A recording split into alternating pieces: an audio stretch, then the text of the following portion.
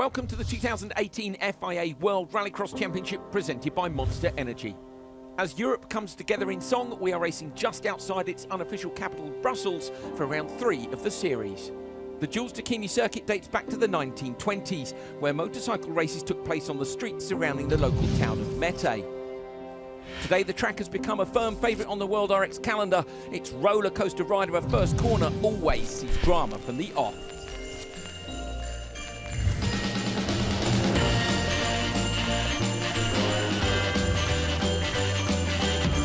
Maybe only 2 rounds down, but 2018 is the gift that keeps on giving.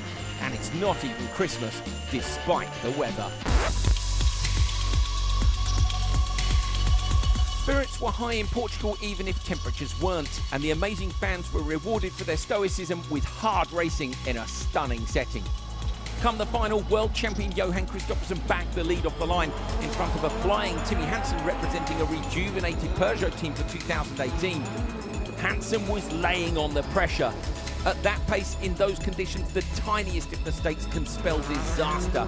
And as Hansen span over the line, you felt the pain of the Swedish driver, whose luck is in short supply so far this season. Andreas Backrut was now in second, but not for long. Sebastian Loeb made a finely judged pass on him in the slippery conditions of the hairpin. Having already jokered on lap 1, the remaining Peugeot driver knew he had a chance of undercutting Kristoffersen. Taking full advantage of the clear air, if not clear skies in front of him, Kristoffersen jokered on the last lap with a big enough margin to retain the lead. It looked like Christmas, and for the reigning champion it must have felt like it too, the winner of the opening 2 rounds of 2018. It's been 2 tough weekends, and it definitely haven't been straightforward for me. The others are, for sure, very, very strong. If not catching us up, I mean, they are even ahead of us, so for sure it's tough. I mean, it's been a fantastic start of the season. Tough racing and really close battles, but 2 first trophies. After 2 rounds, Kristoffersen tops the Drivers' Championship. He may have had the perfect start, but he's no fool. The chasing pack are faster and more hungry this year, and he won't have it all his own way for long. In the Teams' Championship, it's a similar story for PSRX Volkswagen Sweden. The rest are hunting them down, and they will need to double their efforts just to stand still.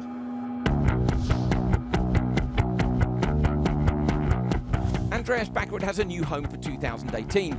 The Norwegian is known as a proven race winner, but also as somewhat of a charismatic free spirit in the paddock. So his move to the perceived autocratic, disciplined and ultra-pro EKS team raised a few eyebrows. But so far, it seems to be a marriage with all the right ingredients for success. Time will tell. So far, so good. I've got a new opportunity to drive these crazy cool cars with 600 brake horsepower, and later on I'm going to move to München to get closer to Audi Sport and Matthias. I definitely think that I'm in the right place at the right time now. Matthias was the first one I called when I heard the news of Hoonigan pulling out. So I'm very, very happy that I'm here, and I feel really good.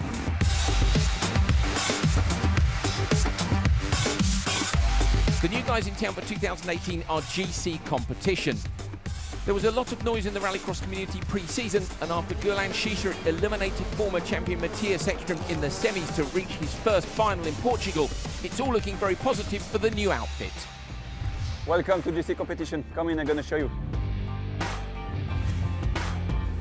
Here's the Megane RX. We are super proud of the cars. We have been working really, really hard with ProDrive to make it happen, and we have like the inboard brake, we have the longitudinal engine, and all the small detail. We have been, working really hard on all the carbon bodyworks. The whole inside is amazing. So this is clearly the cars will give us a win pretty soon. We want to be open, we want to share with people, we have nothing to hide.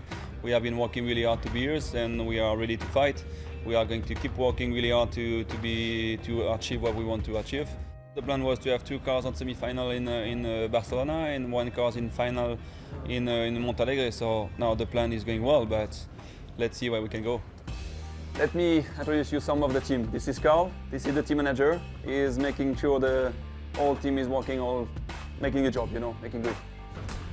Here are my boys, just making sure the car is working well. Nick, this is my engineers. Here, this is Mr. Standit. This is Dave, my spotters. That's the guy I need to trust 100% in the car because he told me exactly what to do. So If you tell me to jump, I jump. Ah ouais. Here's the second car. This is Jérôme, my teammate. We are going to be six season for us. We have been working really hard, so watch for us. You know, it's what you dream for, and it is what to be really realistic. And clearly, I'm realizing the dream. But to be realistic, we still have a lot of work to do. Yeah, I've been dreaming for this for a while, a little bit now.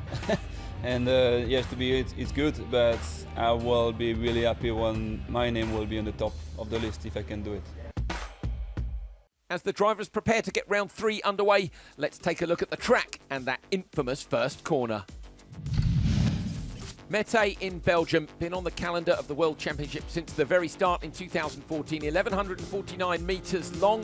You can see the start is in the opposite direction to the finish. We are going to ride on board with Kevin Hansen, who of course had a massive crash here last year, finding his confidence in free practice. On the brakes, down to turn 1. You can see how close the barrier is on the right. We always have carnage there before the cars drop off the crest and down the hill. Get it to the curb on the right, and it's smooth through here. Try not to throw the car around too much. Take as much curb as you need, but not anymore. A little bit of handbrake, find the traction, and now on the gas. Kevin Hansen drifts it beautifully through the left-hander, pulling gears down the back straight. This is where he had his problem last year. On the brakes, get the nose turned in, avoid the barrier on the outside. He rides the curb, super close to the wall on the left and the right, and then again towards the left. Now the Joker lap here splits off to the right-hand side. Kevin takes the Joker. The standard lap is on the left and gets to the tarmac more quickly. It's important not to run too wide. Right and left on the gas again. It can be a drag race to the finish line here. We then turn left and drop off the big jump again.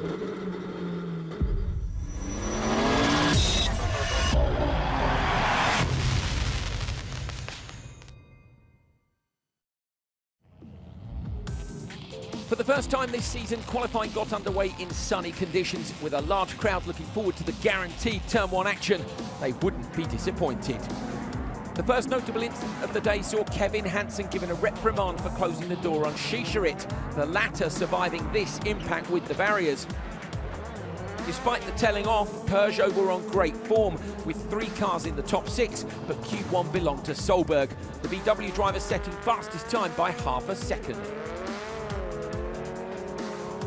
Q2 and Audi deployed great tactics through the first corner to hold on to a 1-2, with Ekstrom the first of the pair to Joker. Teammate Bakkerud looked on for the win until the car lost power, dropping him down the order. Ekstrom took the fastest time in Q2, but what might have been for Bakkerud? In Q2 I really felt something good was going on, and some turbo problems. It didn't build up boost pressure, so I lost basically all the boost pressure, and I don't know what it is, but the guys are looking through everything, and it should be fine for tomorrow. The best was saved until last though. The final race of day 1 was an all Peugeot and VW affair, with contact at the start dropping world champion Christophersen to the back of the pack. Timmy Hansen jokered a lap before Solberg in his efforts to pass him, but Hansen ran too deep on his Joker. However, fastest lap of the day on his very next tour made up the difference, and he passed Solberg on the brakes at the end of the straight, missing the Q2 win by just 0.15 of a second. Overnight TQ though went to the Norwegian. Yeah, first heat was very good. I was very happy with that. Had a good start in the second heat, and then I touched the barrier, entire barrier on the inside in the first corner, bend the steering, and to be honest with you, I was really stressed that something should break off with the steering arm, because it's a lot of bumps and jumps. But you shouldn't be too greedy either. It's a long season. You have to be smart if you're going to win the championship. So I will follow my strategy. Petter Solberg then tops the table from Matthias Ekstrom and Timmy Hansen, all 3 of the manufacturer-backed teams in the top 3. Peugeot doing really well with Loeb and Hansen in the top 6. Christophersen is 5th. Bakkerud and Larsen your top 8. Shisharit, Timmerzianov, Duval and Ericsson round out the top 12. Everyone else needs to do some work to make the semis.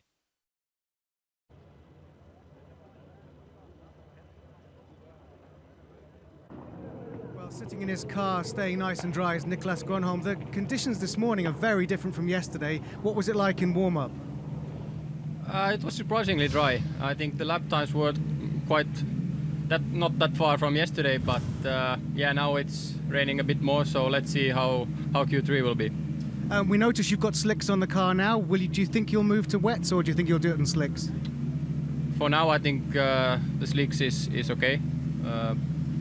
Let's see if it starts to rain like pouringly, but then we have to change. But for now it's okay. Okay, thanks, Nicholas. Good luck. Okay, let's move over here. Keep going. Now here we have Robin Larsson, who's currently in a position to make it through to the semi-finals. But let's have a quick word, Robin. We're hearing that Kevin isn't going to start qualifying 3. Do you know what's happened to his car? I think he blew the front diff, so it took too much time to fix it. So yeah, he have had a bad luck. Yeah, all events now. So it's gotta turn some point. But he have a good speed and we have a good speed. But we just gotta sort out the small issues, and yeah, then we can focus on the real driving. And for you, at the moment, it looks like it's slippery, but not wet enough for wet tires. Is that right? No, the training was really good. It was even better than yesterday. So it's getting better because it's no dust on the tarmac. So it's really good. Okay. Good luck. Hope to see you in the semis. Let's see if we can grab a quick word with Andreas Backerud, who's around here. Excuse me, gents. See, as you can see, the wet tires are standing by, but currently it's slicks on Andreas's car. Let's knock on the door. Andreas, before you put your earplugs in, what were the conditions like on warm-up this morning? Well, as you can see, it's like moist, a bit wet, but not fully rain. So actually the grip was not too bad because the surface is changing from yesterday's morning. Less gravel, it's more this rough tarmac also on the gravel. Only thing is after the jump there's still this greasy material, so a bit slippery there, but now you can see it's raining a bit more. So it's just on the limit on dry or wet tires. And just quickly, did the guys manage to fix the little turbo problem from yesterday? Yeah, so far so good. So hopefully it stays together this time also. I hope to see you a bit later. Good luck. Thank you. Thank you. So that's Andreas being lowered onto the ground now. If we just move backwards, we'll be able to see that the tyres are slicks. So currently, despite the rain, we are on slick tyres for Andreas Backerud.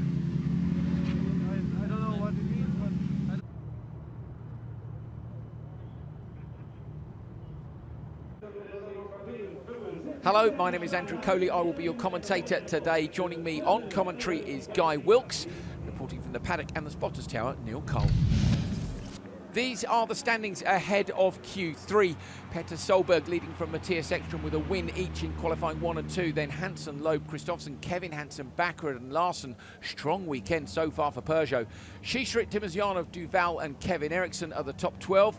The others are fighting for a place in the semi-finals.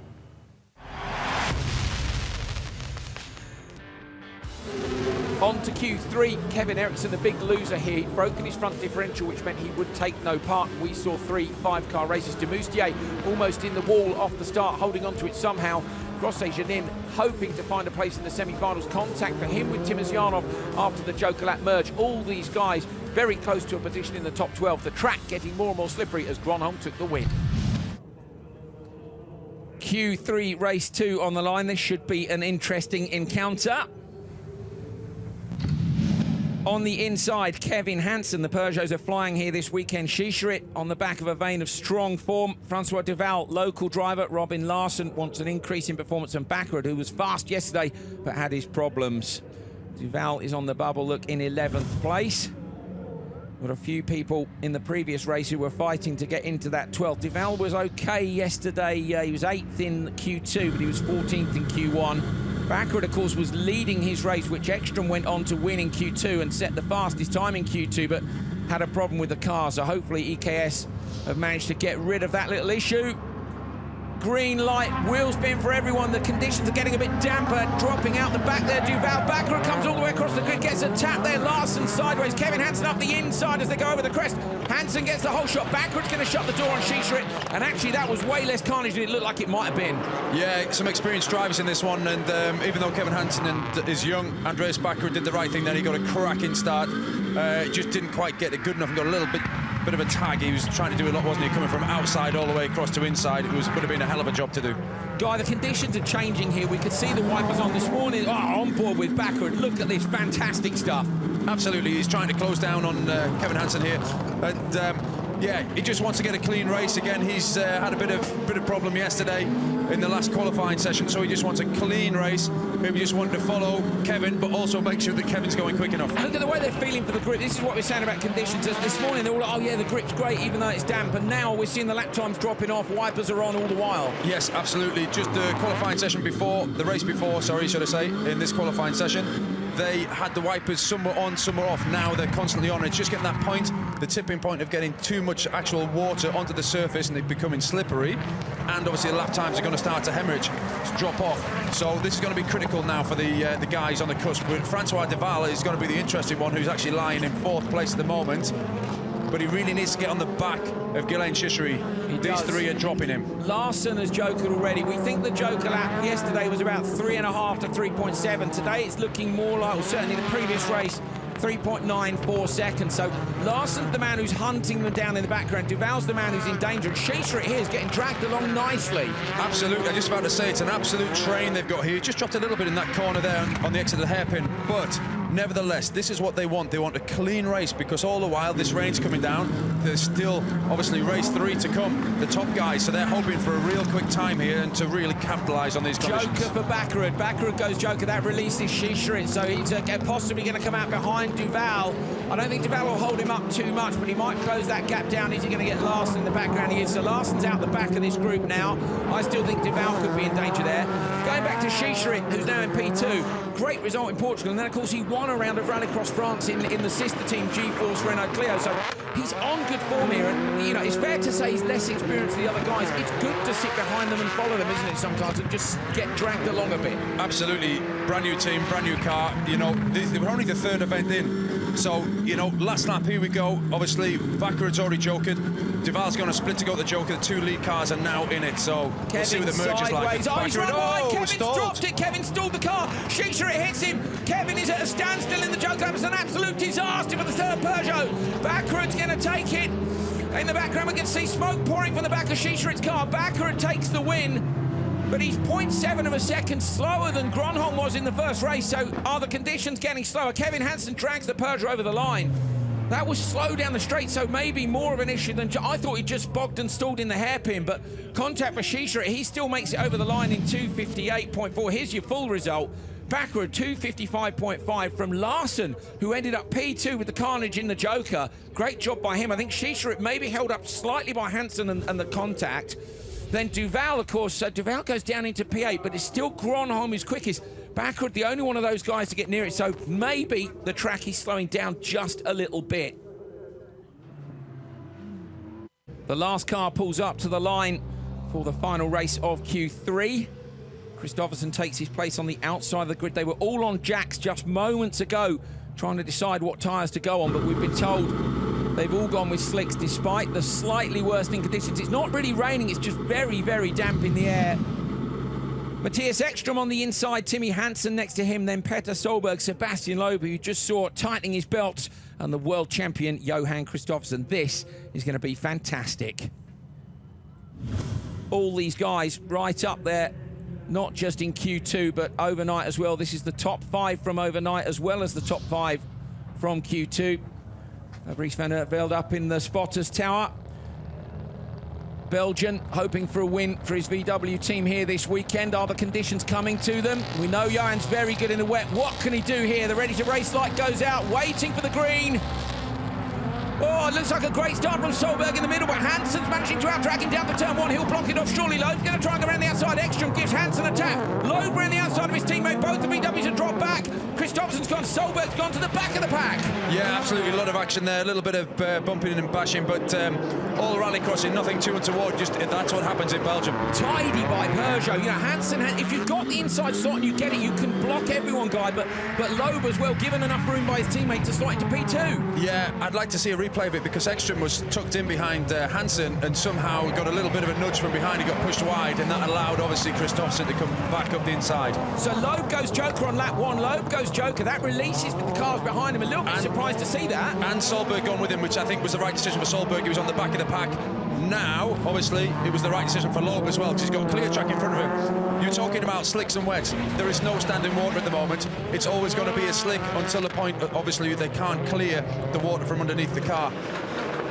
into the hairpin at the end, fighting for a bit of traction here, then pulling gears. Ekstrom has a look up the inside of Kristoffersson, but that's just the effect of coming into the corner and out, the concertina effect. A little bit of braking at the end, popping it up over the curb. That's a big hit, isn't it, Guy, on board? How does that feel? Yeah, it's a hell of a hit. That they actually smoothed that section. You can see in the background Loeb and Solberg coming up now from last year.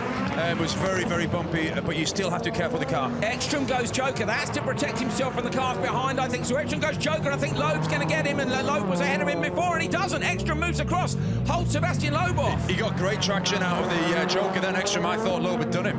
Yeah, I did. Well, Loeb, of course, jokered from P2 on lap 1, but Ekstrom's pace looks to have been better in that. Was it the Joker or the standard lap, do you think, Guy, that he made the time up on? Well, a bit of both, I think, but, you know, Kristoffersson's the man on the money at the moment.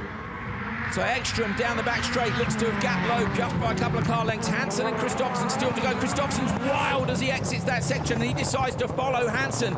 So they're both going to Joker. So he's decided then that he can wait until the last lap to do. We've got a train of 3 cars here. Solberg desperately looking for a way through. Ekstrom, Concertina's them all up in the corner. Loeb looks around the outside. We've seen a pass here. Is it possible? It's the one place on the track that's very greasy. It's coming out the standard lap out of that corner. You all saw them struggling for traction, but now onto the jump down the hill. Loeb is all over the back of Ekstrom here, and Solberg's all over the back of Loeb. It's a great race. I can't wait to see these guys. I'm kind of hoping we see them all in the semi-finals, the finals. It's wide. Ekstrom's wide. Can Loeb look up the inside? Hansen's on a flyer. Fastest lap of the day, Johan Kristoffersson, 40.5. Target time is 2:54.771 in the bottom corner of your screen. Watch for Hansen into the Joker. He keeps it super tidy. Kristoffersson too. These two racing to the line. They've done it. They're absolutely flying. Timmy Hansen's going to take the final race of Q3. Is he going to take the fastest time of the day so far? 2:53.4, he's done it. So Hansen wins Q3 by 1.3 seconds on a damp track. Fantastic performance by him. Kristoffersson also slots in ahead of Niklas Gronholm. So the track may have been getting slower, but those guys have showed their class ahead of everybody else in that final race. It is a brilliant win in both the race and the qualifying session for Timmy Hansen. Kristoffersson P2, Ekstrom, Loeb and Solberg, and we'll see where they slot in. Those two at the top, they were in a class of their own compared to the other people in that race, gapped them by a couple of seconds. Guy, have a look at the start again. Yeah, keep your eyes on Ekstrom on the inside, because Hansen gets a great launch. Okay, we're on board with Kristoffersson. We've got a decent start, but watch, boom, he decides he's going to go in the inside. It was a really clever move, of course. No, Ekstrom seemed to try and slide out and defend his position, and in doing that, just went a little bit out. Maybe his steering got blocked a little bit then because he was car to car and he maybe couldn't turn right. Kristoffersson's really interesting to see that. He knew he'd lost the start, and the moment he lost it, he moved inside. Smart. Yeah, really. He's just got that headspace, hasn't he? This was Ekstrom who edged Loeb, clearly. Well, it's just clearly. but had obviously done a couple of cracking laps. But for me, Hansen and Kristoffersson had great pace. They were just a little bit quicker per lap than the others. It wasn't even close on the merge. In for a fantastic fight today. Well, here are the standings after Q3, and Timmy Hansen moves from P3 overnight to P1. He is at the moment the provisional top qualifier, and that is a decent gap when you look at the points on the right-hand side. Strong performance. Timmy Hansen wins Q3. Ekstrom at 1 Q2, Solberg at 1 Q1. We've got one session left to go. Kristoffersson, Loeb, Backer, Kevin Hansen, Timmers, Janov, your top 8. This was where it was all getting a bit dicey, though. So Larsen, Gronholm, Grosset, Janin and Schischerit just on the cusp. Balmanis, Duval, Demustier, Kevin Eriksson trying to fight the win. I think Eriksson's gone for the weekend, looking at those points.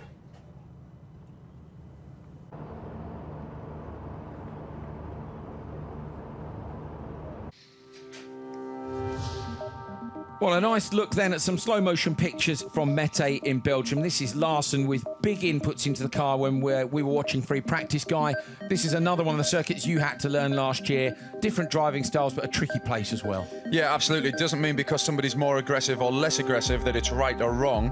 You can get the best out of a car with a different setup in a different way. So it's all about blending the car and the driver together to get the best outcome, obviously the fastest time. Robin, obviously very aggressive, as you said. You can see here, sets the car up very early before the apex and has actually sent the back end round into oversteer. He's looking to get the car straight and exit, and he's wanting to get on the power as quick as possible. Just kisses the tyres there. Little mistake, just judging the line, but that can happen. This is Timmy Hansen. The Peugeot has been fantastic so far this year. When it was good in Barcelona, I think we were all thinking, OK, great, there's a fight on here. But Barcelona's quite a fast, smooth circuit. It was good again in Montalegre. We're hoping it's going to be good again here in Belgium. Yes, it is a very different track to Montalegre. But just quickly, just look at driving styles here. Completely different to what we've just seen with Robin Larsson. Timmy Hansen likes to keep the car very neutral and very straight. He's a very efficient driver, keeps traction a lot of the time. And as you can see there, rotated the car a lot later, but is trying to get on the gas still very early. He was off the throttle for a long time in the chicanes as well, wasn't he, where we heard Larsson modulating on and off heavily. This is Kristoffersson over the jump. What's the jump like here? It can be very aggressive. It can actually, if you take it too aggressively and let the car fly, it can fly you too far. And there's a right-hander, as we've seen Kristoffersson going into it now.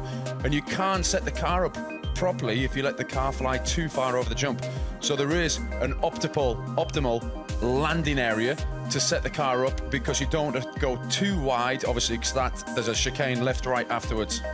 Backward over that same jump. We're not seeing the grooves in the jump in quite the same ways we've seen in previous years. And you said that some of them are squashing the jump by braking quite heavily before the crest. Yeah, it is a technique to sink the car into the road. And as what it means is that you make the center of the gravity in the car obviously lower, and you're killing the jump. You fly the car a lot flatter, you land a lot sooner. You do scrub off a little bit of speed, but that's the compromise that you have to modulate.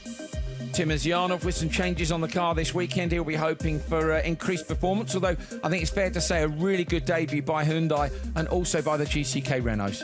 Absolutely, had a cracking weekend in Portugal for Guilherme Chicheri, and they'll be looking to repeat that again here in Mettet. Chicheri and Grosjean continuing to tune that Renault in. How fast can they be here in Belgium?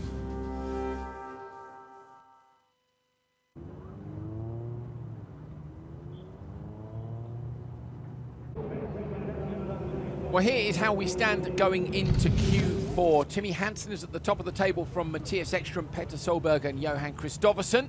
Sebastian Loeb, Andreas Backer, Kevin Hansen and Timo Timozianov are your top 8. But the real story is down the second half of the standings. It's very close indeed between Larsson, Gronholm, Grosjean and Chicheri, with Baumanis and Duval maybe in with a chance of making it through to the semis.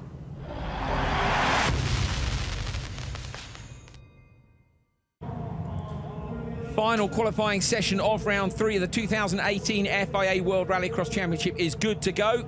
This is Q4 race 1. Guilherme Chicheri on board shuts his eyes for just a moment. Last little bit of focus.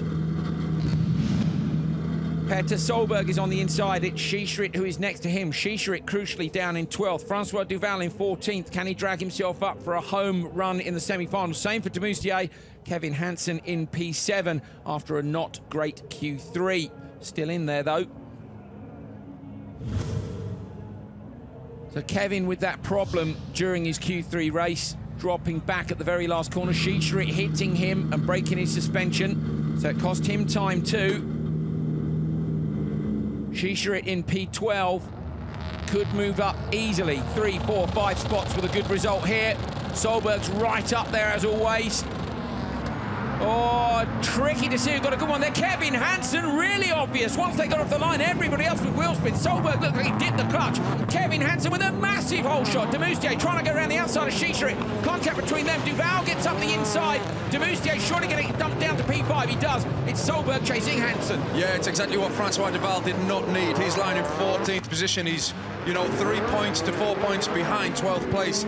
And he really needs to pull a rabbit out of the hat in this race, and that is not a great start for him. It is not, and they would love to see a home driver into the semi-finals here. Solberg is all over the back of Kevin Hansen. Is he going to go Joker? I don't think he can, Guy, because he'd be in danger of getting in the traffic. Exactly, because he's not racing with the quick guys. He's racing with a real mixed bag here, because in Q3, yes, you can see he's getting bogged down a little bit by Timmy Hansen, but the traction's really difficult. It's really difficult to get down out of that last corner. Is Kevin trying to feel his way around this first lap? Because to me, that's not his ultimate pace. At the back of the circuit, okay, Solberg would be with him, but he's all over him. Has he still got a problem potentially from the previous race? I don't think so. He just made a mistake in one corner. I don't think there was a real problem. He stalled the car, but The track is obviously a bit wetter, you know, and now we're on board with Gillen Shissery. We'll see, you can hear a little bit of wheel spin, not now, he's down the straight, but this left, right, and a bit of a bump over the curb as we see there. Car rides it really well. Yeah, he needs to get on the back of Petter Solberg if he can. Petter, as we know, has got great place. He's got Petter goes Joker, so he slots out, runs the Polo wide, but gets it straight for the exit. He's early on the gas, he'll come in easily in front of Moustier. Nicely done. Yeah, you saw Duval try and drift wide and open the steering, but it was the wrong thing to do. The car just carried on its drift. Gillen Shissery got good drive out that corner by getting the car straight, going down the home straight. Kevin Hansen through the chicane, now leading from Shisserit. The Joker lap we thought early on today was around the 4-second mark, but that was when it was still damp. And we saw a guy just before the race, Solberg's team were considering running him on wets. Yeah, there's always a bit of marksmanship going on, or jokering going on before the car's actually getting away. Yeah, there's no standing water, as you can see from these pictures, but it is very, very greasy. You can see the tarmac sections, it's dragging the gravel across. Duval into the Joker lap. Francois Duval slots the Conti Racing Audi S1 wide. He's going to come in, though, possibly behind Demoustier. He needs to get past Demoustier here. Look up the inside, Francois. He gets on the gas. He's going to go late on the brakes. Clever. He has to do it. He's on a big mission. Oh, so close. He's pulling everything at it, or throwing everything at it here, quite literally. Rabbit out the hat. It was almost car in the fence, wasn't it? But he's doing a great job, because if he can get on the back here, he's got a clear track. He needs to get on the back of Petter Solberg, because obviously Shissery and Hansen haven't. He needs to get ahead of Shissery, because Shissery's lying in 12th. This is absolutely critical. So Duval really needs a good run here. Great awareness for him to pass to Moustier on the brakes. Kevin Hansen into the Joker lap, followed by Shisserit. This is all about the merges, and of course it's all about race time. So Solberg is going to take it. Kevin Hansen coming through the merge between Duval, runs Shisserit all the way to the wall, but Duval takes P3. Nicely done. He had to do that, and it looked like a dirty move, but the car was going that line. We'll see it again from behind, whether it was you know, necessary. Fantastic. Good awareness. Francois Duval twice there, showing Rallycross racecraft. Solberg with a 303.1. That compares to a 2:53 for the qualifying win in Q3, so around 10 seconds slower track pace. Kevin Hansen, Francois Duval crucially getting ahead of Gillen Shisserit. Can he make his way to the semis? And Gregoire de Moustier. Brilliant racing. Will it be interesting to see whether the track gets any quicker or slower? Well, Petter has a good race win, but it looks really slippery out there. Very slippy. Lost a lot of time, you know. It will not be a good... lost the start and was behind. I lost a lot of time there, basically, you know, so... Well, just hope for the best and see what's happening, you know. What happened at the start? Sometimes, you know, you choose your revs and boost and everything, and every start line is always a little bit different, you know. But this one was... I died out on the warm-up start, so I went up a little bit on the normal start, and then it was too much. Thank you. Well, here's another look at the start. Solberg on the inside, but Kevin Hansen, absolutely. Peugeot starts are epic, guy. They are. They're coming to the fore, and you know that's a critical part of Rallycross. But it wasn't critical for Petter Solberg this race. Yes, it was. He wants to get on the front row of a semi-final. But Francois Duval and Gillen Shissery, this was absolutely critical. That was brilliant. He passed de Moustier there, and he got Shisserit here. You'll see him slide the car wide. Can Duval make the cut?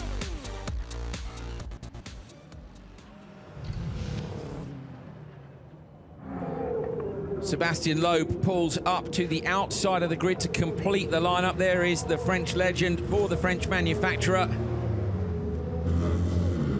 Fully focused, a quick look down at the wheel, and we'll get ready to launch these guys into race 2. On the inside, Jerome Grosjean in P11. He's dragged himself into the semis. Another good result here would guarantee that. Matthias Ekström, Timothy Mazjanov, Robin Larsson, again looking for improved performance compared to Portugal, and Sebastian Loeb. Loeb and Ekström, of course, were in the last race last time. In fact, Solberg ended up in the first race, these two in here, and then we've got Timmy Hansen and Kristoffersen in the final one, and that was because conditions were changing throughout the session. This one, it looks a bit wetter, so it might be more even through the 3 races. We'll find out. The target time of Solberg is 3:03.188. We are ready to race.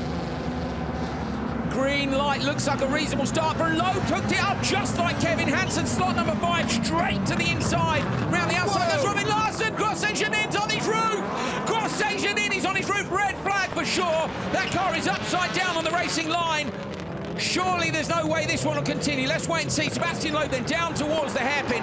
Pitches the Peugeot in. And he's going to continue down the straight. But Guy, what a start. Yeah, unbelievable start. It is red flag. You can see the cars slowing down now. They're coming to... well, they're coming back to the pre-grid. We'll have another look at the start in a minute. So if they get that car put back on its wheels, in theory, back to the start, restart, it could go again. It's a slow roll. Yeah, there should be no damage to the cage or anything, so I'm presuming if they can get it back over... I would want that car, if I was Jerome Grosjeanin, I would want that car back on its wheels ASAP, get it back to the grid and get going. Jerome Grosjeanin is just acknowledging the crowd there. He obviously looks fine and he just jumped down, so physically, I would say he is. Right, let's take another look at this instance. So Jerome Grosjeanin on the inside, Guy, and Ekstrom moving across towards him. Loeb shutting the door. Yeah, Loeb got a fantastic start again into the Peugeot, but they're all trying to fight to get to the inside. And what happens, obviously, at this point, Ekstrom's just trying to edge across, and Jerome has nowhere to go. He just climbs the barrier, hits the tyre wall, and it rolls it on its roof. So he's on his side right the way across turn 1. Of course, that's why they stopped the race. Oh, and Jerome Grosjeanin knows whose fault he thinks it is. I'm looking at you, Matthias Ekstrom. Not happy.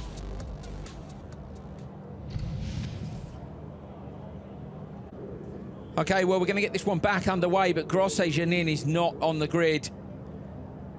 There's the car and Jerome, helmet off, so disappointment for GC competition. Unable to take the restart. 4-car race then for these guys. And a little bit of room on the inside. That's opened up a space for Matthias Ekstrom. Sebastian Loeb takes a deep breath and a reset. At least they've done one lap now, so they've had some idea of what the grip levels are like before they launch down towards turn 1. Still waiting for the thumbs up from the marshal.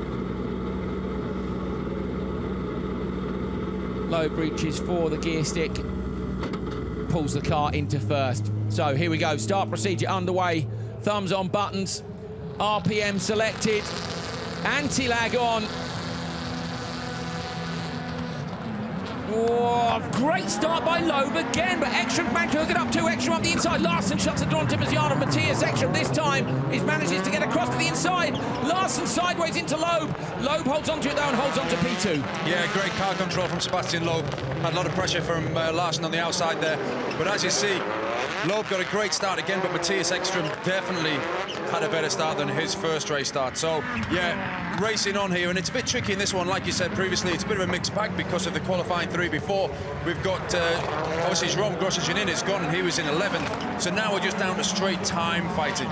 We are, and of course, with Jerome Grosjeanin gone, if he was in P11, this is almost certain to drop him out. So Baumanis was in 13th, Timmerzian into the Joker, Baumanis was in 13th, Francois Duval was in 14th. It's all going to come down to time through this session as to who makes it through to the semis. Ekstrom out front with a significant lead over Sebastian Loeb. Where's Matthias? Matthias is P2. He'd love to take top qualifier from Timmy Hansen if he could, wouldn't he? Oh, absolutely, and I think, you know, we saw Jerome getting stuck into him after the incident. Not so sure about that, but obviously we're on board with Loeb now, finding out the hairpin there.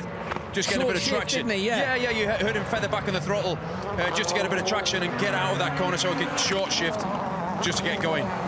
Ekstrom looks to have better pace here. We'll have a look at the lap times for you in a second as Larsen slots off to the side. He's going to try and protect his position from Timmerzian on the inside.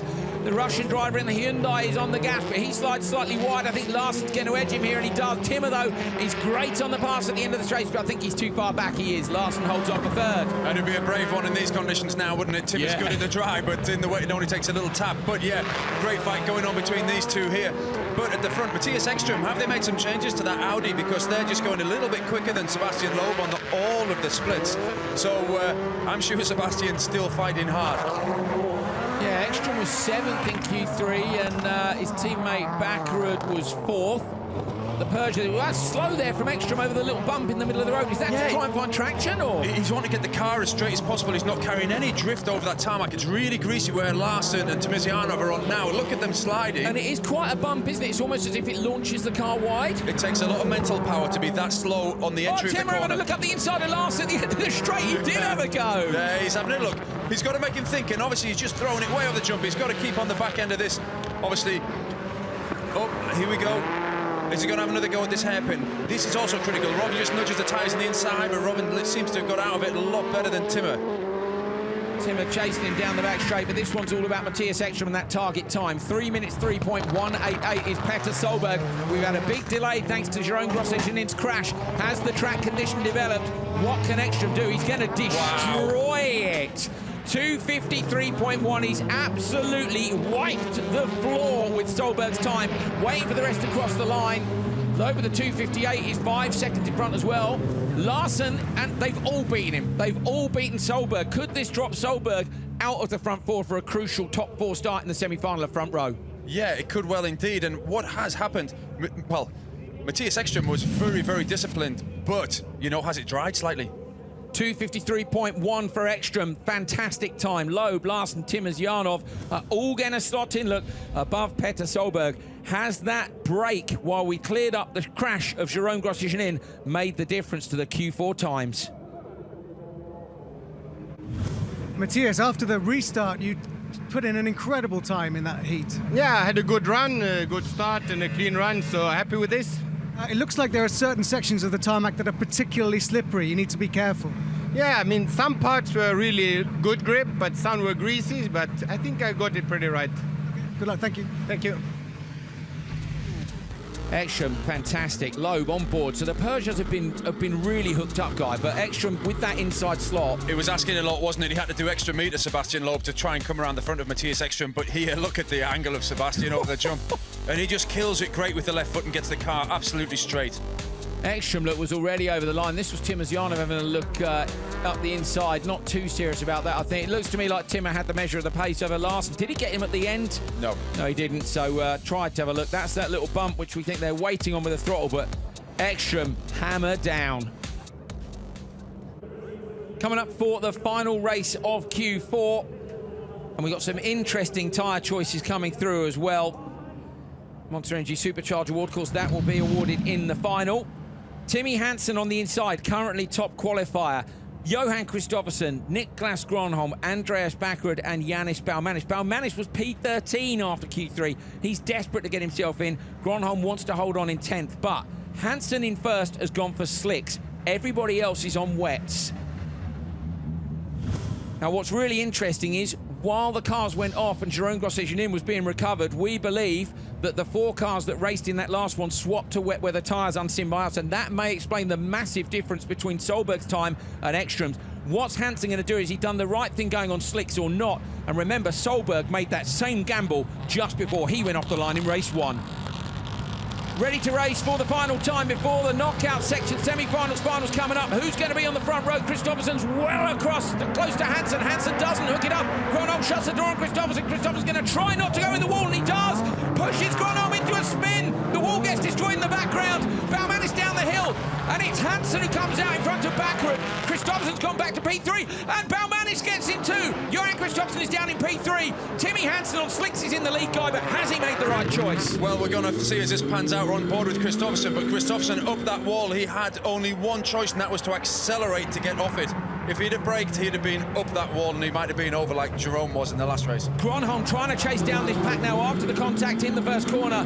Johan Kristoffersen, you can hear the wheels spin for him. What's it like for Timmy Hansen out front? Kristoffersen goes Joker. Last minute decision into the Joker. Gronholm goes with him. Gronholm's done well to make up the time. Hooks it up onto the curb on the inside. Timmy Hansen leads from Backerud. He does, but if Timmy hasn't made the right choice, we'll see from the lap times. Not this time, the next time, he will hold up this train. And is that why Kristoffersen has joked and Gronholm have actually jokered, but got on the back of them after the incident in the start. So then do you send Timmy now to protect the position, because he's ahead of Backerud? If he doesn't go now and the lap time's there, guys, he's going to get overtaken by them. Yeah, if Backerud goes, Timmy potentially has to choke them, because if he goes too early, he's in a really sticky wicket. I don't know, I can't quite call it. His splits are chasing them really hard. Are great compared to the last race. Timmy Hansen, I would say, he's and they sent him Joker. They've done. No, they haven't. They haven't. Backerud. I thought Timmy was going to go Joker, and this is a bad decision by Peugeot Hansen, I'm sure, because Kristoffersen is already there. He was behind all of these guys, and he's caught them up. So Kristoffersen chasing them down. They should have sent Hansen there to protect him, at least from Backerud. And Gronholm looks to maybe on a bit of a go slow. Sounds like a misfire from here. Yeah, but like I said, it was a brave choice. Did we think it was right or wrong? We didn't know, and they didn't know until it pans out in the race. That's the beauty of Rallycross. It throws out these differentials. Had a big margin for top qualifier. Timmy Hansen hasn't taken a TQ since 2016 in Spain. He could have had this one. Is it going to make a difference? Kristoffersen was P4 coming into this. Could he push himself up? It's all about the times, remember. Hansen heading up. Will he joker now? He does. So Hansen jokers now. Watch him in this corner, see how he does on the slicks. Oh, he's just bugged a little bit, but he's done very well. He might get Backerud. Hansen on the gas trying to get Backerud. Backerud on the inside is going to move across and try to shut the door. Hansen goes inside on the brakes. It's brave in the wet on slicks on the brakes. He can't quite get it done. Backerud holds on to the position. Yeah, it was a brave effort, but Timmy's going to have to fight here. Like you said, he was, OK, top qualifier after Q3. Might lose this now, but a recovery from Johan Kristoffersen. He could have been on his roof after that start. But Kristoffersen, he's always there come the semi-finals, come the end of the weekend. He's always there. He's pushing like mad on Baumanis. Baumanis is holding him up now. Baumanis hasn't joked, and this is holding Johan up, so he's all over the back of the Latvian driver. He'll stop to the inside now. Baumanis goes wide. Target time is not going to be met. Ekstrom's taken Q4 already. They're miles off him. Kristoffersen comes up towards the checker flag. Of course, he had the problems in the first corner, which dropped into the back. It's a 259.9. Timmy Hansen ends up on a 302 and will find himself a little way down the order as well. So Hansen stands to be inside the top 10, but possibly P7, P8. And wow, so the weather has turned up and the tyre choices, a complete turning of its head in Q4. And we're going to have to wait to find out who has made the semi-finals and in what positions. Kristoffersen then takes the final qualifying race of the weekend here in Belgium, followed by Andreas Backerud, Timmy Hansen, Yannis Baumanis and Niklas Gronholm. Hansen was P7, so we were right with that. Ekstrom wins Q4, and we'll have those positions for you very shortly indeed. Johan, it was a tricky start, but you made up for it in the rest of the race. Yeah, the car feels very fast, and you call it tricky start. I would call it something else, but I had a good launch, but from there on, yeah, it was a mess until some of the guys jokered, but pace was great on the track, so I think I will be on the side of Timmy now in semi-final 1. Good luck, thank you. Thank you. Well, Johan's pretty well informed there. We'll wait and see the points, but this is the start, Guy. Yeah, Niklas, I think, just got a little bit too greedy. I mean, OK, he's 3/4 of a car ahead of Johan, but Johan was going in the tyres. He had to accelerate, otherwise he was getting pushed into there and he would have been there. See there, he had to, and that's what pushed Niklas out of the way. He had to do that, no question about it. Kristoffersen's so good to recover. And again, this is that thing of, look at him, he's in P4 here, and then he just gets the tactics dead right. Where did he lose the bumper? So on board, this is later he slides in the race. On the inside of... Yes, this is later in this last lap. Yeah, fantastic job by Kristoffersen. This was him chasing Baumanis down. Hansen had a look up the inside, but thought better of it in these conditions. Come the final corner, look, Kristoffersen pulls out from behind Baumanis, but the damage to the time had already been done, so Kristoffersen not able to take the session. Where's he going to be in qualifying? We can tell you now, Matthias Ekstrom takes the top qualifier spot from Timmy Hansen. Those dry tyres were not the thing to do. Ekstrom, the only man to win 2 qualifying sessions here in Belgium, is TQ. From Timmy Hansen, Johan Kristoffersen and Sebastian Loeb. Solberg drops down to row 2. He took slicks as well, so the big losers have gone on slicks in Q4. Backward's made it Larsen, Timmers Yarnov in P8. Let's see the bottom half of the table, because this is where it was really complicated. Kevin Hansen in, Baumanis in, Gronholm in, Shisha is in. Duval, the home driver, misses out by the tiniest of margins, and Jerome Grosjean in on his roof. Obviously wasn't going to go any further.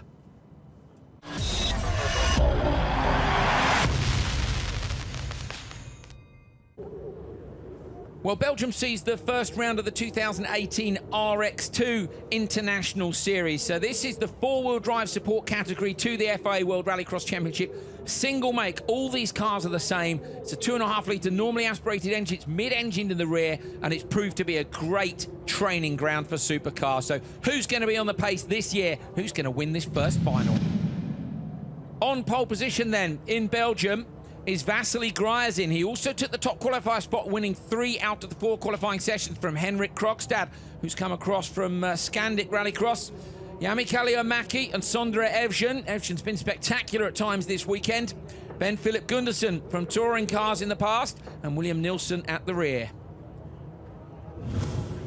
Guy, this has proved to be a really good training ground for young drivers. Kevin Eriksson, Kevin Hansen, Cyril Raymond have all come from it. Yeah, highly competitive championship. Usually a lot of cars on the grid, and like you say, the cream rises to the top.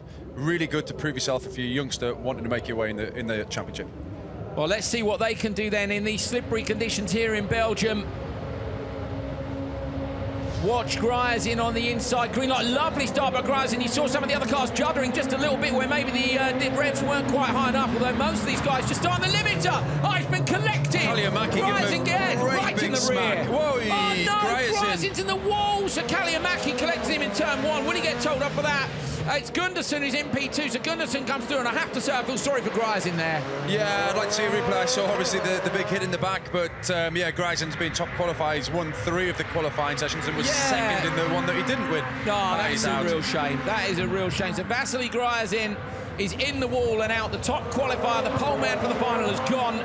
And that leaves Kalliomäki in the lead. So, Guy, I have to say the question that immediately springs to mind here is, do the stewards get involved afterwards? I know we're going to talk about the race, but what do you think? He did kind of punt him off.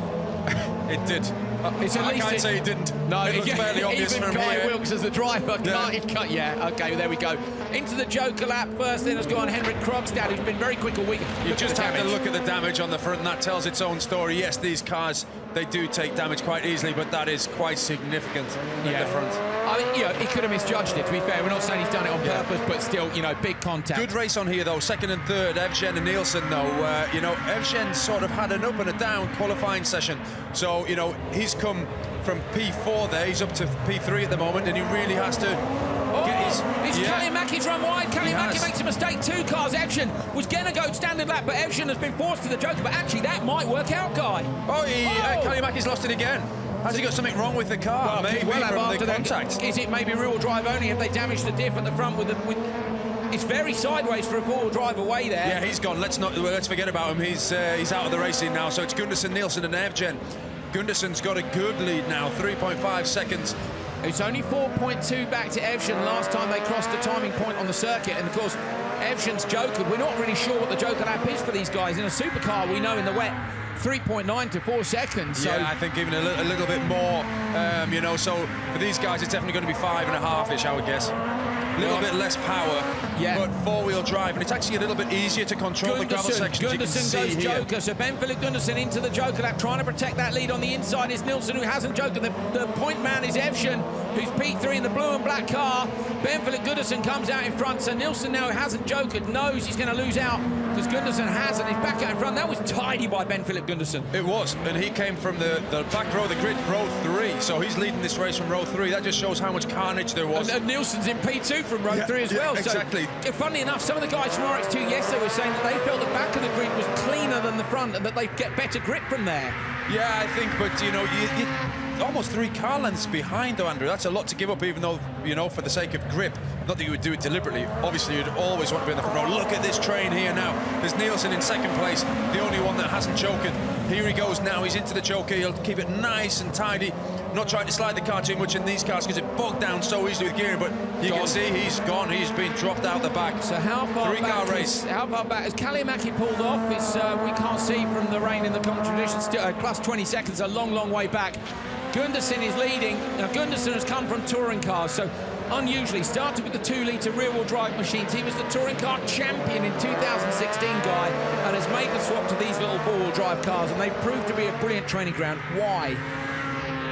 Coming from touring cars, it's also good discipline, but it's not as popular category anymore as the previous race you just had. You know, you said it's the last year for touring cars. It's where Rallycross has come from.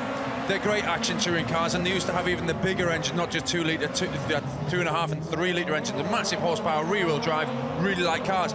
But these are great training because they're all near enough identical. You can change the damper clicks, engines, transmissions, pretty much fixed. They seem well, not encourage, the car seems to want to be driven very tidily as well, which we've seen has proved to be very quick in a supercar. Yes, you can see the guys, you can get aggressive with them, but they will bog. You slide the car, even at high speed, they will run out of that little bit of power, which is excellent for young drivers because it's not what you should be doing. We've already seen Matthias Ekström in Q4 around here, and I said he drove really, really tidily. You don't have to be hard on the throttle in those supercars to make them go. You also need to use your brain in these things also. Ben Philip Goodison, then the 2016 touring car champion, makes the move to RX2, and it's him that takes the first round in Belgium to kick off this really competitive support series. You can see him fist pumping in the car. It means a lot to him. It will mean a lot to whichever of these youngsters wins, because we might well be seeing them in supercar in a few years' time. Great stuff. In the background, you can see Kalliomäki still coming round to finish the race, carrying that damage. And of course, poor Vasily Gryazin ended up in the wall. There's Kalliomäki, look, coming up through the gravel section. Ben Philip Gundersen takes it from Sondre Evjen. Henrik Krogstad gets third. It's an all-Norwegian podium. William Nilsson down in fourth. Kalliomäki, after that contact in the first corner, ends up fifth. And Gryazin, unfortunately, went no further than the first corner after what had been a brilliant weekend. Ben Philip, from the back row of the grid, you've won the first round of RX2 this season. Yes, it was very good. And how, talk us through the race from the back of the grid. I was very lucky in the start. The other guys are crashing in the start, and I was lucky and get in the inside. So, yeah. And then I had a good joker, and it was just to drive and yeah. Enjoy the celebrations. Thank you. Well, this is the start. Try and figure out what happened down at turn one, Guy. Yeah, well, just watch. You can see it. Here it comes. Bash. That's what happened. and up the inside, Gundersen was actually quite lucky. He almost got squeezed on the inside on the tile wall. So Gundersen was lucky, as he said in the interview. Gryazin, look, got clipped again. So Gryazin got clipped again, and it was actually that second contact from Sondre Evjen on the way in, well, halfway through the corner, that put him out wide. So really unlucky there. This was Evjen going to the joker, and again, you know, that was Kalliomäki. Whether something broke when he was coming out the standard lap on the inside of joker, I don't know. Ben Philip Gundersen, though, there to pick up the pieces. Has been good pace all weekend. He was second in qualifying. Fantastic start. So Ben Philip Gundersen with 27 points from the first weekend. Remember, it's a maximum of 30. Brilliant job by him. Vasily Gryazin and Sondre Evjen, your top three after round one of RX2.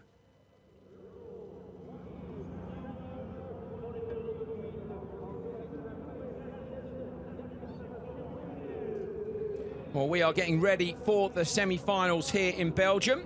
You can see the sky has cleared a little bit. It's not quite as wet as it was in the closing stages of Q4. Johan Kristoffersen already in the car, ready to go. And of course, he's won the last two events. And behind him has been Sebastian Loeb. But both of those, I wonder if Loeb can go any better here, or maybe his teammate Timmy Hansen. But either way, Neil Cole is with Sebastian Loeb now. Let's hear from him. So, Sebastian, we just followed you around the pre-grid. It's very interesting because you're looking at tyres. What do we think right now? Because it's not raining anymore, but it's still cold. Yeah, it's cold and humid. I think I saw everybody in the slicks tyre in the first semi, so at the moment you have also slick on the car. It seems to be quite clear for the choice. So we have to go with that. And you're on the front row for semi-final 2. You've got your teammate alongside you, so you should be able to protect each other. Good starts off the line, and you could head for your first win of the season after 2 second places. Yeah, but it's a long way to go. Now the toughest races are coming with a semi-final and hopefully a final. The start is really important. We see that the grid is a bit wet, especially in the first row, so it will not be so easy, but we'll try to do a good start and then we will see. The pace of all three Peugeots this weekend has been particularly good, and we were very impressed by your save in the last qualifying session down the hill after the jump. Yeah, I got a push, a strong one in the first corner. It was a nice save, but it was important not to have more because it was limited to spin. Good luck, thank you. Thank you. A strong one, Guy Wilkes. It was a big push, he was full gas, wasn't he, to pull it back from that? Absolutely, it's nice to see him so relaxed, isn't it? Yeah, he's looking forward to it, isn't he? Yeah, he wants the win. We know Hansen, they all want the win. The thing is, the most important thing for all of them is to try to beat Kristoffersson. Absolutely. Conditions are drying, though. We've said that the VWs and Kristoffersson have been good in the wet, haven't we? But conditions are drying on track. As Sebastian said, they're going to slick tyres. It looks most probable. And, you know, this is going to be an out-and-out speed race. Can't wait. Hansen's car on jacks. Look, but as Loeb was saying at the minute, they're ready to go. And the sensible thing to do here, of course, is to have the car with 2 wheels on and then make a last-minute decision as to which way you go. You've only got to add 2 or change 2 then. Absolutely. Just let me retract a little bit. Just about a speed race. Obviously, every race is made on speed. Yes, but you know, no bumping and pushing with wet conditions. Position. It's all about position. Top 3 from each of these semi-finals is going to go through. Cannot wait.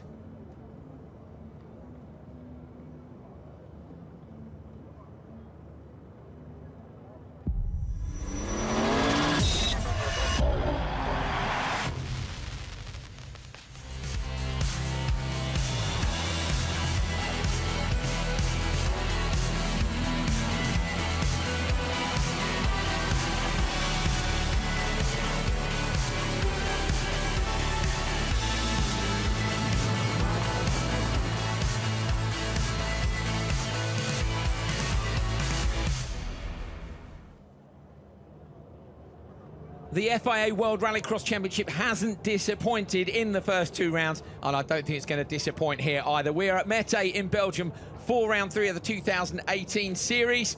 We've seen Johan Kristoffersson win the first 2 events. Is he going to win another one? Can Audi deny him? Can Peugeot? Might we see someone else? Cannot wait. My name's Andrew Coley. Alongside me is Guy Wilkes reporting from the paddock, and the spotters tower is Neil Cole. And we're getting ready for the semi-finals. So let's have a look at who has made it through and who scored points in the qualifying stages, and then we can give you the grids for the first one very shortly indeed. So Matthias Ekström with the top qualifying spot. Timmy Hansen had that stolen from him in Q4. Kristoffersson is 3rd, Sebastian Loeb 4th. Petter Solberg not on the front row, that's not great for him. Backward down in 6th, Larsen, Timmers Janov, Kevin Hansen, Janis Baumanis, Niklas Gronholm and Gulan Schischrit making the cut. Francois Duval missing out, local driver, that's a real shame. Championship points down to 16th, remember? Only the top 12 go through. Odds go to semi-final 1, evens go to semi-final 2. We've got an Audi and a Volkswagen on the front row for semi-final 1, but look, it's a Peugeot lockout in semi-final 2. Now, Neil Cole, as I say, is down on the pre-grid, and we've got some VIP guests with us this weekend. One who's very relevant, WRC driver from Belgium, Thierry Neuville. Thierry Neuville, it's great to see you here in Belgium, of course, your home country, and standing next to a Hyundai i20, which looks very different to the one that you drive. Yeah, it looks different, but obviously the guys told me just that I have driven this car actually in WRC, so it's pretty exciting to see, and I wish them good luck because I hope they're going to win. They're quite a different beast under the bonnet, aren't they, to the WRC cars? 600 brake horsepower. Have you ever actually driven a rallycross car like this? I have driven a rallycross car a couple of years ago when I was doing some engine testing for Ken Block's rallycross car, but it's a long time ago, and yeah, cars has pretty much developed a lot and are much faster, but I liked it, so that's why we just discussed before. Maybe one day I can try the new generation cars, obviously now with Hyundai being back as well, so could be interesting. Obviously, as a rally driver and a motorsport fan, how do you feel about the way that this sport has grown, particularly here in Mettet? Like I said, I was here 4 years ago and everything was still pretty small. Now it's much more popular as well. Some very famous drivers. We have Sebastian Loeb as well driving here, Matthias Ekström. So really famous drivers, much more spectators as well than a couple of years ago. So it's exciting. And like I said before, I always watch the live stream as well on Sunday if I have time. And yeah, I like the competition. I like the fights. So yeah, it's looking good. And who do you think is going to win today? Obviously, I think Matthias Ekström was pretty fast on Q4, and I guess he has a very good chance to win this weekend. But Kristoffersson going to be fast. Solberg was on a good speed this weekend, but I would like to see a Hyundai or maybe Sebastian Loeb winning. Okay, thanks very much.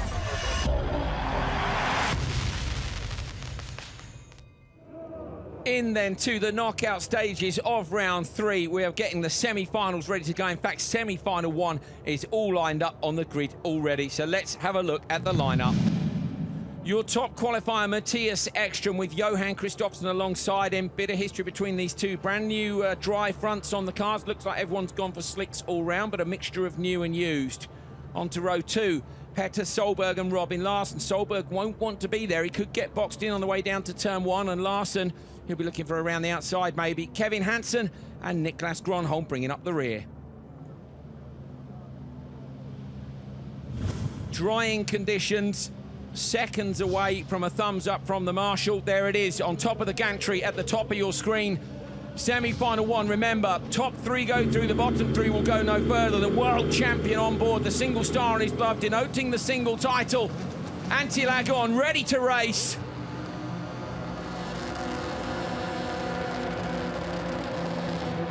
Oh, a good start by Kristoffersson, great grip, he's going to move across and shut the door. Ekström's gone backwards, Solberg into P2. Larsson going to try and come around the outside. Ekström's lost out big time, he's down to P3. Larsson gets in the back of Kristoffersson. Solberg has a look up the inside, there's damage to the front of Solberg's car. Ekström inside Larsson, but can't get through. Larsson's going to take P3 here. Ekström drops down to P4, Guy. Yeah, great start from Petter Solberg on row 2, but actually great result for VW to get 1-2 lockout so far. Mattias Ekström really has to work now. Willie Joker this first lap.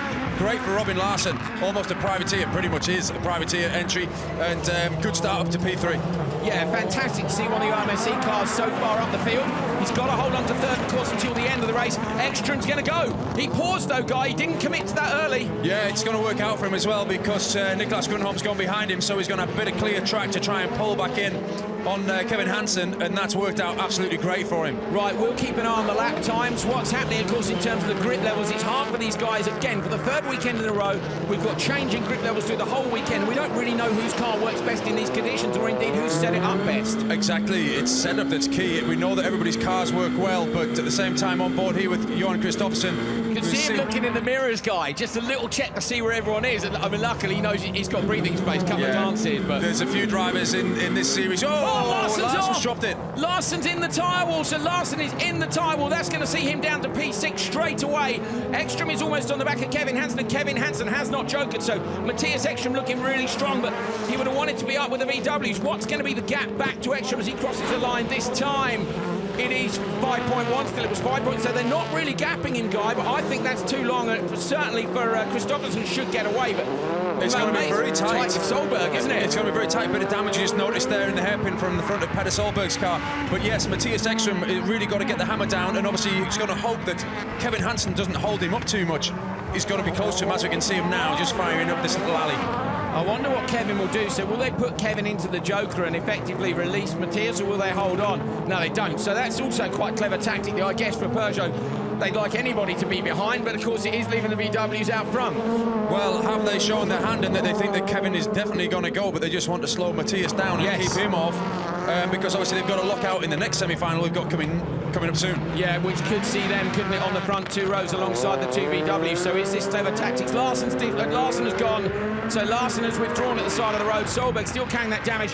The gap, Solberg's lost 0.3, but Ekström's now 5.7 now, so Ekström's lost 0.4 on them. Yeah, but Johan Kristoffersson is the fastest on track. He's going half a second quicker per lap than anyone. Solberg's going to go Joker. Watch for Solberg going Joker, and this is to protect himself from Ekström in the background.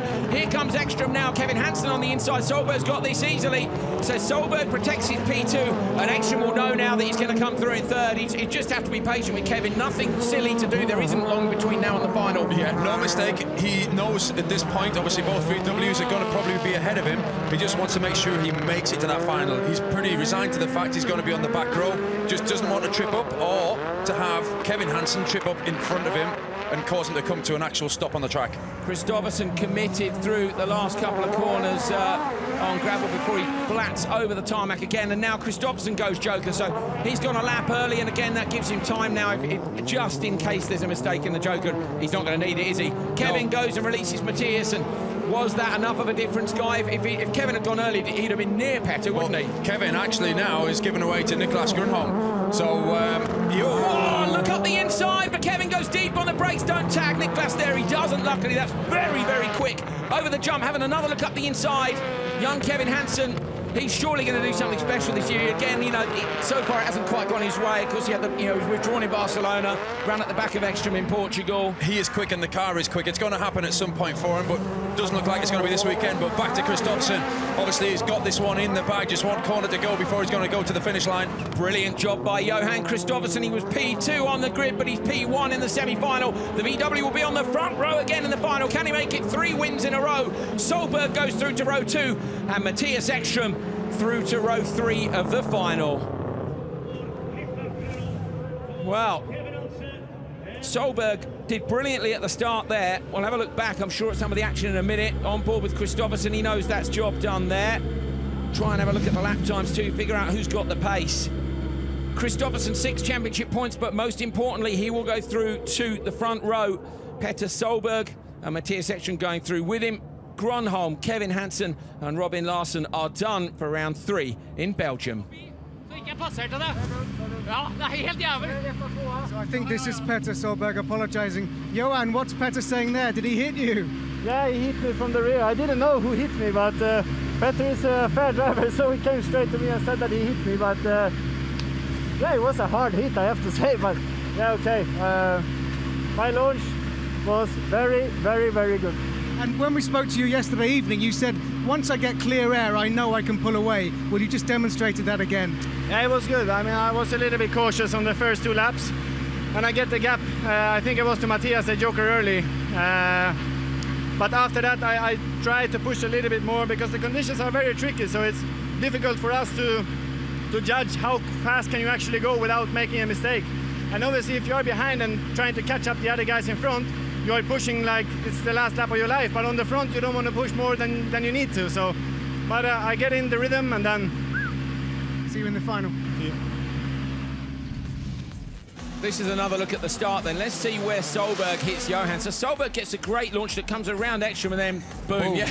Kristoffersson, it was quite a big hit actually. So it was indeed, but watch Matthias Ekström here fight like heck to get down the inside of Robin Larsson. Doesn't quite make it, and it was unfortunate Robin Larsson dropped it. He might see it. Yeah, we're going to see him go off, so he comes in. Oh, he nudges inside. That's very similar to Hansen nudging the Armco on the inside in Portugal, and just a tiny glance guy and you're off. Yeah, he set the car up, who's obviously been pushing very hard in that car to keep up with those VWs.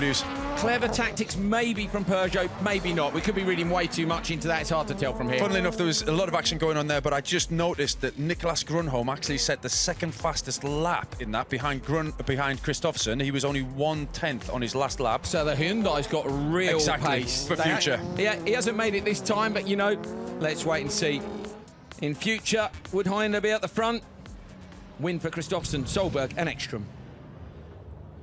Crowd enjoying that. They've got coats on today. It was beautiful sunshine yesterday, windy and cold today, but I'm sure they'll be being kept warm by some fantastic racing.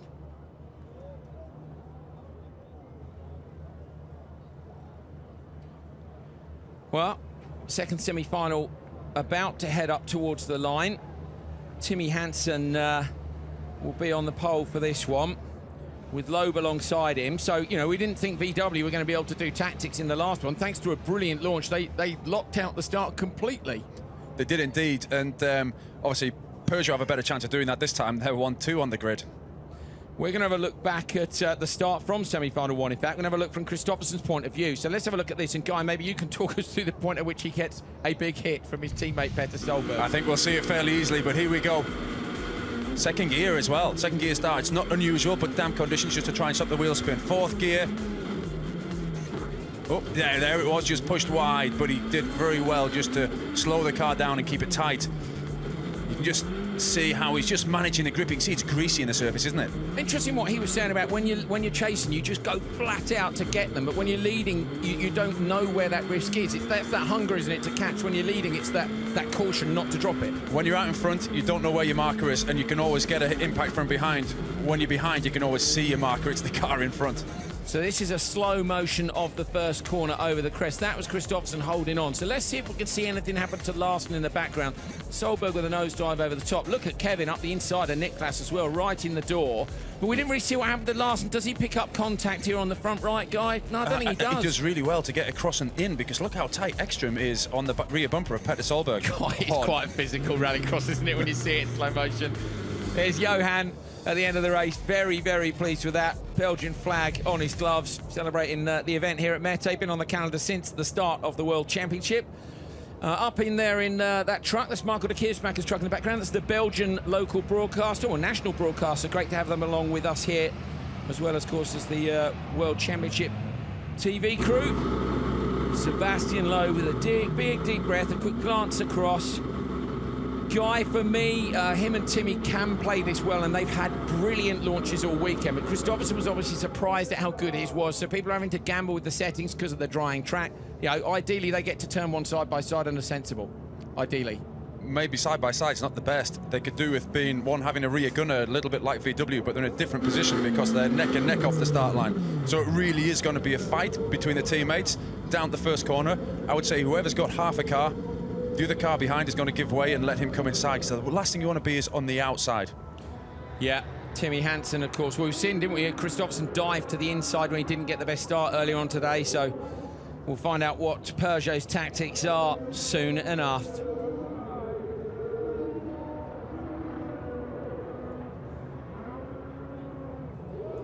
Crowd are getting ready for the second semi-final here in Belgium. First one was pretty exciting. Usual suspects going through. Can anyone stop VW?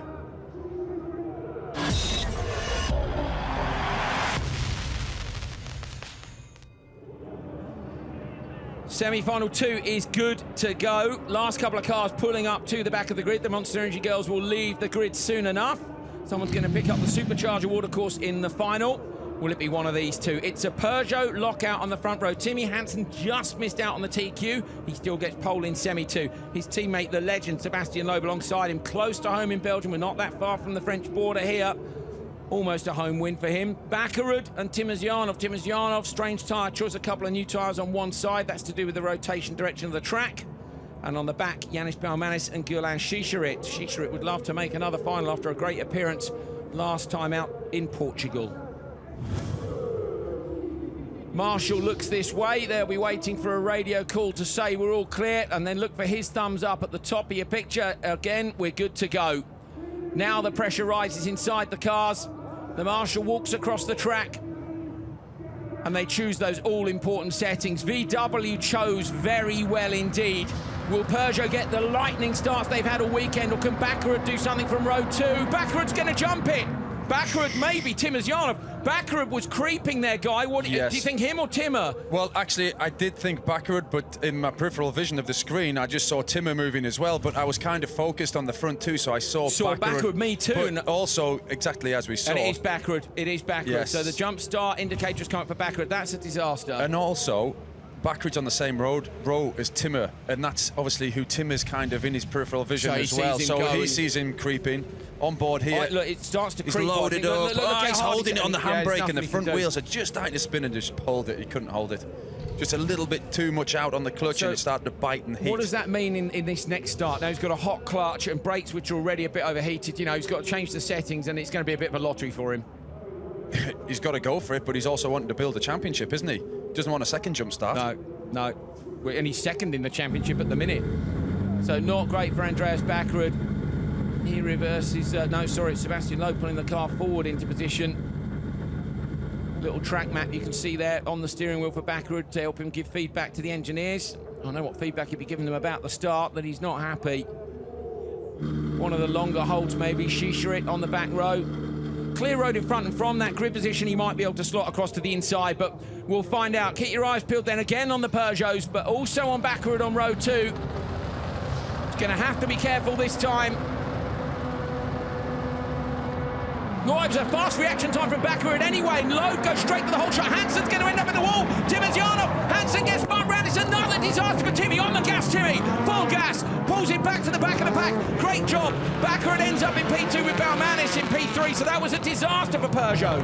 It was a disaster, apart from the fact Sebastian Loeb's leading. Yeah. But for every Rallycross fan watching, there's now going to be a hell of a race. Timmy up the inside, so Timmy's got Shisharit already, has he? Is he going to try on the brakes at the end?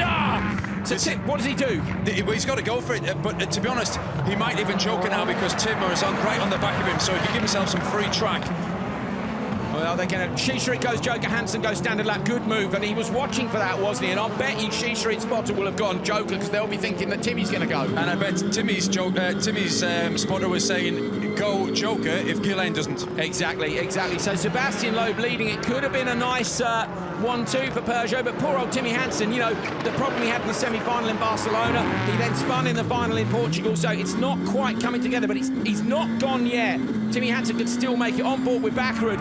Loeb beautifully rolling the car in so fast at the end of the straight. Yeah, and Andreas Backerud, after that, obviously jump start, he's really on it now. So now Timmy Hansen, he will go Joker if Baumanis doesn't, I think. And oh, Baumanis has gone. Oh, stick it up the inside, Timmy. Up the inside into the Joker lap. Oh no, it's going to cost him too much time. And he's going to try and get on the exit now, but that's an absolute disaster. And Schischrit has done them both. Gerland Schischrit has got them both. Backerud, of course, has still got to do his double Joker, let's not forget, so he's going to end up dropping back. Schischrit again, Hansen up the inside of Baumanis, bit of contact. Timmy's in full fight mode. Oh, yeah, he is indeed. He took the words right out of my mouth. He is on it, he is angry. But he also drives the car very, very smoothly. He's going to get him, he's alongside Timmy Hansen, full gas down the back straight again. He's going to out-track Schischrit, out-brakes, guy, he's great racing. His pace has been magic this year, and the car has been fantastic as well. Backerud, just almost stalled, not jumped it. And that's the first of two Jokers, let's not forget. Timazyanov as well as yet to Joker, so Timmy Hansen could yet go through to the second row, guy, do you think? Yeah, he could recover this completely. He could get second place if all goes well from here on in. And from your point of view as a driver, obviously the guys he's passed are not going to be happy, but I think the passes were on.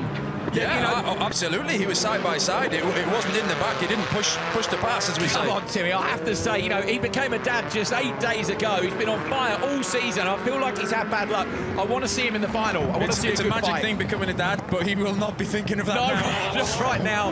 Into the Joker lap goes leader Sebastian Loeb. A little bit of understeer in the middle of the corner.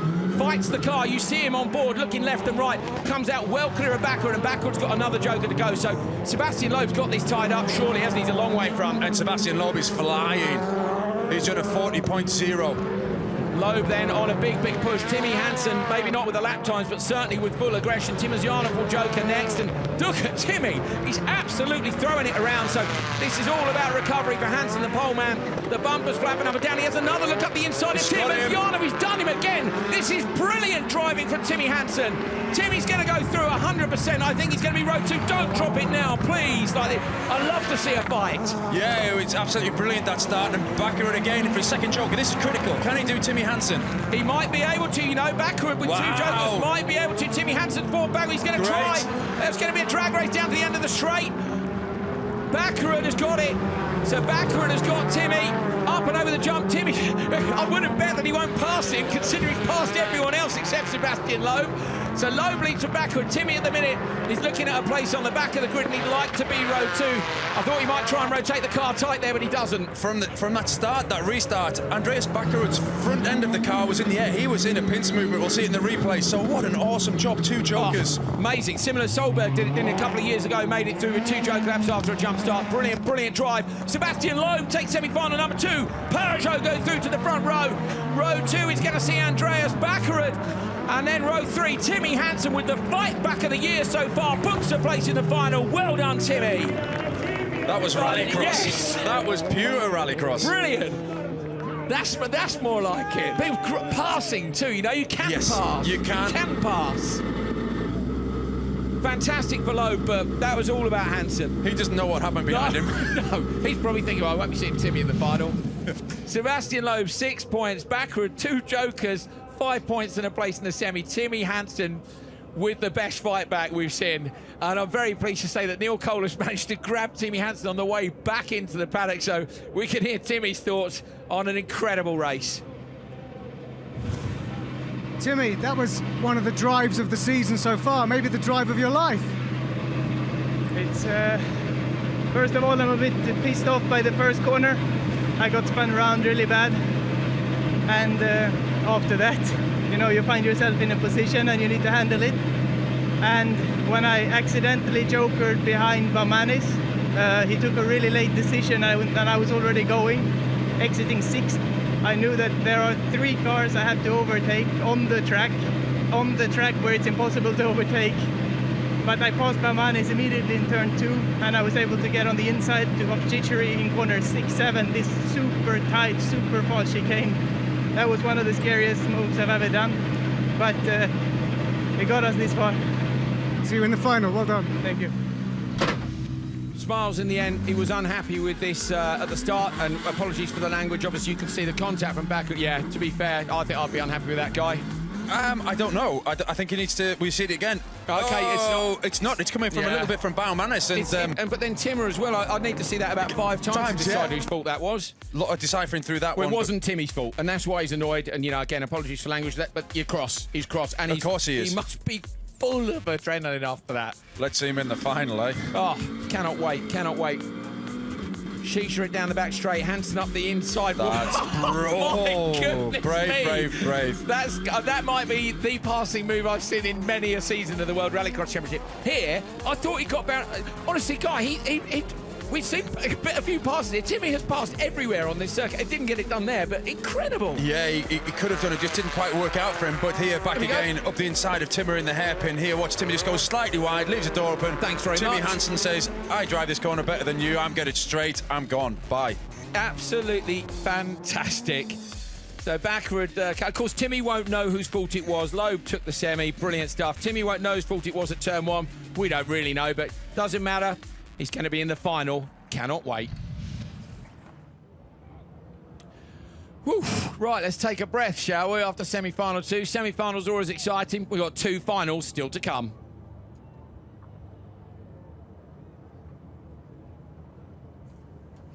Well, first up, we have the European Rallycross Championship for Supercars. This is round 2, after round 1 was held in Spain.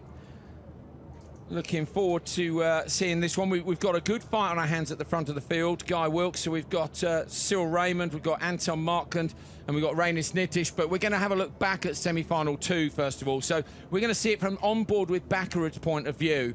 So they've just got this straight off the replay machine for us, so we can have a look. We've got watch for Baccarat. So he's in the side of Hansen, but is someone in, I think, yeah, look, someone's in the side of him already, Guy. Yes. You can see from... He's fighting both ways.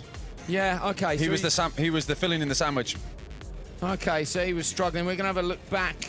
We can see it from the outside as well. So let's see if we can see it from the outside. Okay, watch for Baccarat and maybe Baumanis behind him. I want to see who gets into Baccarat. Baccarat actually dips the clutch. So Timmy must have had a terrible start. Timmer coming across into Baumanis, into Baccarat, then into Hansen. That causes the spin. Wow. I mean, yeah, as I say, well, there's not. You can't really. Can you blame Timmer? I mean, I don't know. It's just a semi-final. It's a racing incident. It's a semi-final. You're all desperate to make it to the final, you know. And one of those things, if something gives, you win. And if something doesn't give, sometimes you lose. Yeah. Okay, on board with Shisharit. So this is on the outside. Timmer, look, he's fully in. And by now, Shisharit's in about 10 million cars. Timmy's car coming across the front. Yeah. He did well to avoid it and not just continue to turn in. By now, he's thinking, thank you very much. I might be in for a semi-final spot here. I think good tactics by them to joke him when they did. Timmy was unlucky what he said with Baumanis. Baumanis made a late decision. I thought it was late too, because I thought Timmy would go to release himself, and of course he got caught by Baumanis. It's not what you want. Not in the Joker here. It's very narrow once you get into it. And then I thought he was going to pass him on the inside. I mean, like, proper racecraft from Timmy. Yeah, it was indeed, but his pass, you know, he's done some brave manoeuvres. The one past Ishiri was absolutely fantastic, but down this straight, left through the funnel and down over the jump. He jumped down the right-hand side, carried a bit more speed, didn't squash a jump, and over he went. Bit of last-minute repairs going on to the front end of Solberg's Polo. Solberg, tape across the front. Not too clear what that... It looks like they're taping down something to hold the bonnet down. Looks like they possibly had strings across the front of the bonnet. Well, either way, Fabrice Van Ertveld, who's one of the main men behind the VW programme with PSRX. 2 rally legends having a little chat. Sebastian Loeb and Petter Solberg. Loeb, I think, had a somewhat easier ride through. It wasn't too bad for Petter either. Can't wait to see them go for it in the final. You won't have long to wait, so stay with us.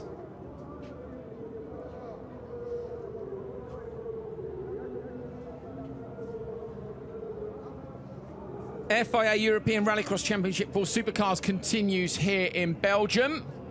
We are up for round 2.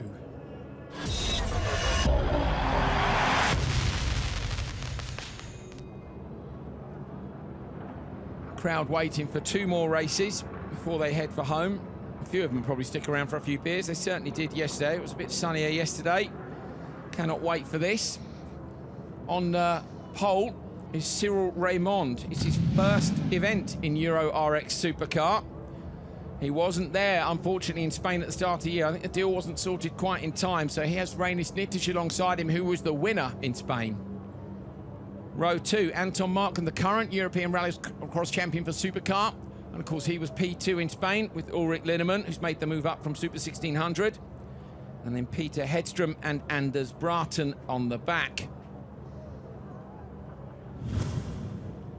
Well, they're ready to go down on the grid. We are ready to go up here. We've had a deep breath since semi-final 2. What are these finals going to bring us? We've got 3 very quick guys on the front here and 3 who would very much like to take a win away from them. Supercars all the way. Here we go. Watch for Nitish, Raymond and Marken on the left-hand side of your screen. Oh, Nitish got some sort, so Nitish, I think, broken a drive shaft. He's gone backwards. Marken with a whole shot. Round the outside of Raymond. Hedström into the back of Cyril Raymond, who's into the back of Marken. Marken somehow held on to Cyril Raymond, got up the inside. He has a Marken defence. Bratton spins around the outside, so Bratton ends up on the outside of the grid. And this is Marken from Ulrich Linnemann's made it through to P2. Cyril Raymond in 3rd. I'm pleased you can speak that fast. Gee whiz. Anton Markland hooked up there from row 2 and just destroyed everyone there. Linnemann and Raymond swap places. Nitish looks a little bit all over the place. I don't know if he's got something broken. Yeah, it was he's back there. Off the line, it really moved very sideways, which is unusual, isn't it? So, I mean, he goes straight to the Joker on the first lap, which I guess he minds as well, but strange. Anyway, either way, Marken leading Linnemann. Oh, my goodness me. Cyril Raymond puts a move on Linnemann at the end of the straight, makes it look easy. He's going to hold on over the jump. Cyril Raymond, the RX2 champion. Prior to that, he was the RX Lights champion. A guy showing why that's such a good learner formula. Straight into a supercar. He won 3 of the qualifying sessions here. He did indeed, and if you're a rallycross nut, you will know the guys at the back, the Swedes. But at the front, you've got an RX2 champion in Cyril Raymond in the Red Bull Peugeot.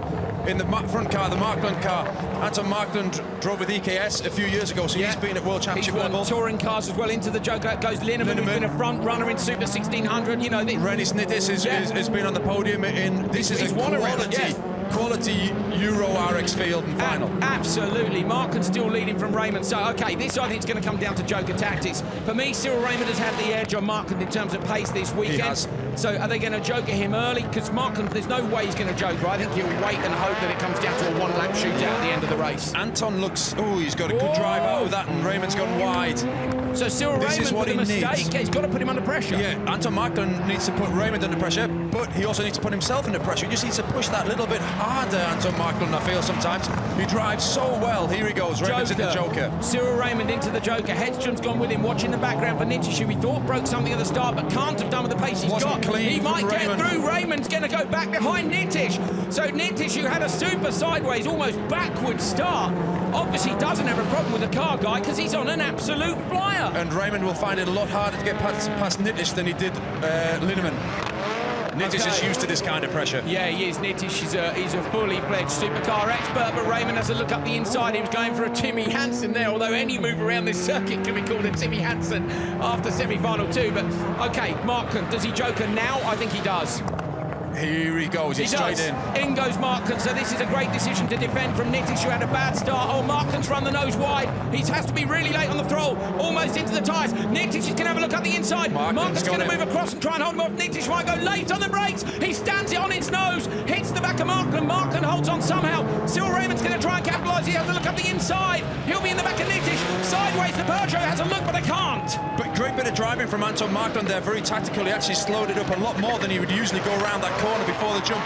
But back with it, let's follow this. This is going to be great. Absolutely fantastic. Bit of bodywork rubbing on the back of Nitish's car. I think that's all it is, and there's only a couple of laps to go, a lap and a half. Yeah, smoking tyre on the rear of Anton Marken's car as well. So if anybody wants a better position than what they've got now, they've got to make a pass on track because they have all jokered. So watch out for a move at the end of the straight or the start or the end of the back straight. Nitish might have a look up the inside if he's feeling brave. Guy, look at the traction that Anton Markland's car has out of that corner. He gaps him by about half to 3/4 of a car. Nitish ran wide. Raymond's going to have a go at him. Raymond trying to go around the outside and Nitish through. He can hold on to the left. Nitish. Oh, he can't though, can he? And he just holds on behind him. So Cyril Raymond a little wild in the final, guy, but one mistake maybe in his hairpin which dropped him into the clutches of the others. It wasn't so much in the hairpin, it was in the Joker. When he tagged the tyres, the car got crossed up and he probably had to come out of the throttle. into the back of the straight again. Anton Marken leading, the rears of the cars kicking as they cross over that curve at nearly 100 miles an hour around the left-hander. Bratton is just ahead of them, so he's had a problem. But this one is going to go the way of Anton Marken. He was second in Spain. He takes the win here in Belgium. P2 goes to Rainis Nittich, the winner from round 1. And Cyril Raymond with a third on his Euro RX Supercar debut. Fantastic. What a great race. That was super close. Anton Marken takes the win from Rainis Nittich, Cyril Raymond, then Peter Hedstrom and Ulrich Linnemann, who weren't very far behind those guys. Bratton with a little bit of a problem, slightly further off the pace. Fantastic round 2 for Euro RX. Great stuff. So Bratton's on full send mode just in front of the commentary position as he heads up towards the line. We're going to have a look at the championship standings. So Nittich was leading Markland by 4 points as we came here. And what's it going to be now? Okay, so Nittich leads Markland by 3 points. So in between the results of qualifying and all the, the semi-finals, but those two, Nittich and Markland, clear favourites. Still Raymond, what a shame that he wasn't here for round 1 because he'd be right in the mix as well. So fantastic stuff from European Rallycross Championship for Supercar. Last minute checks going on as the cars roll up for the grid. There is one race left to go.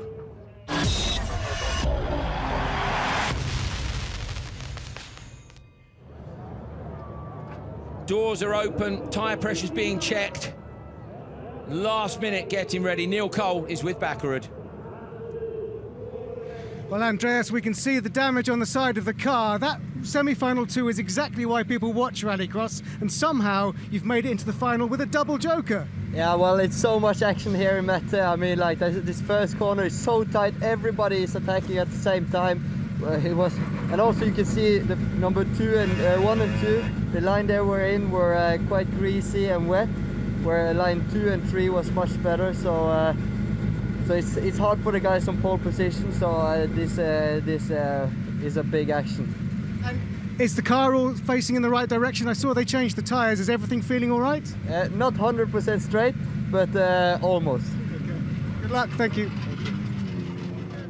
Kristoffersson in probably the calmest of positions, I think. Him and Loeb, I'd say, are pretty equal in terms of calmness. In the way they came through was a little bit simpler. Bakkerud, damage down the side of the car, 2 jokers, but interesting what you said about the start lines for me, Guy. Which one we think's that grip, and we have seen that. The RX2 guys said they felt it would happen. We've seen, brilliant start in the Euro RX final from further back. Absolutely, but like you said, there's a couple of guys in there that had much different routes to get to the final. Timmy Hansen and Andreas Bakkerud will be completely fired up. Sebastian Loeb and Johan Kristoffersson will be at the complete opposite end of the scale. Oh, I wonder what frame of mind Matthias Ekstrom is in. We should be able to find out because he's down there with Neil Cole now. Matthias, it's proving to be quite a feisty weekend. Final thoughts before we get into the final? Yeah, it's a bit disappointing to end up on the last row, but we will fight from here, so hope we have a good one now. Good luck, thank you.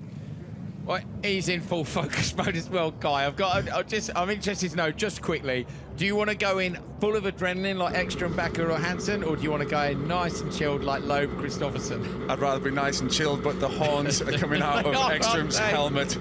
It's horns out for everyone, isn't it? I think there's 3 of them with horns out the helmet. This is going to be absolutely fantastic. Let's hope it's as close as it looks like it's going to be, but this could be an absolutely brilliant battle for round 3 of the FIA World Rallycross Championship. Crowd waving, they can see themselves on the big screens. Monster Energy girls are down on the grid.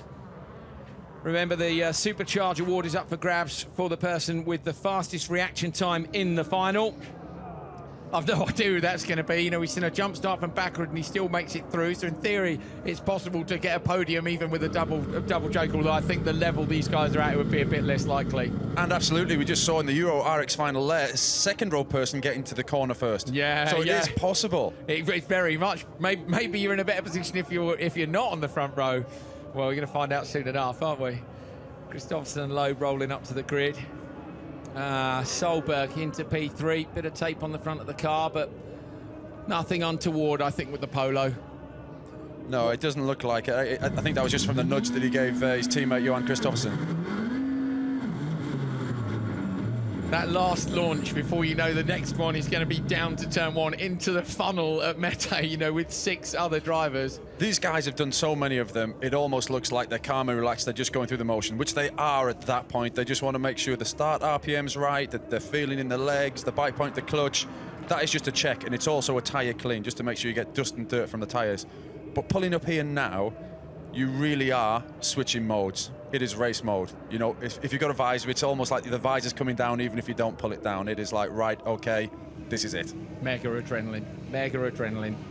Timmy Hansen was the man who, for me, had the most adrenaline in his semi-final.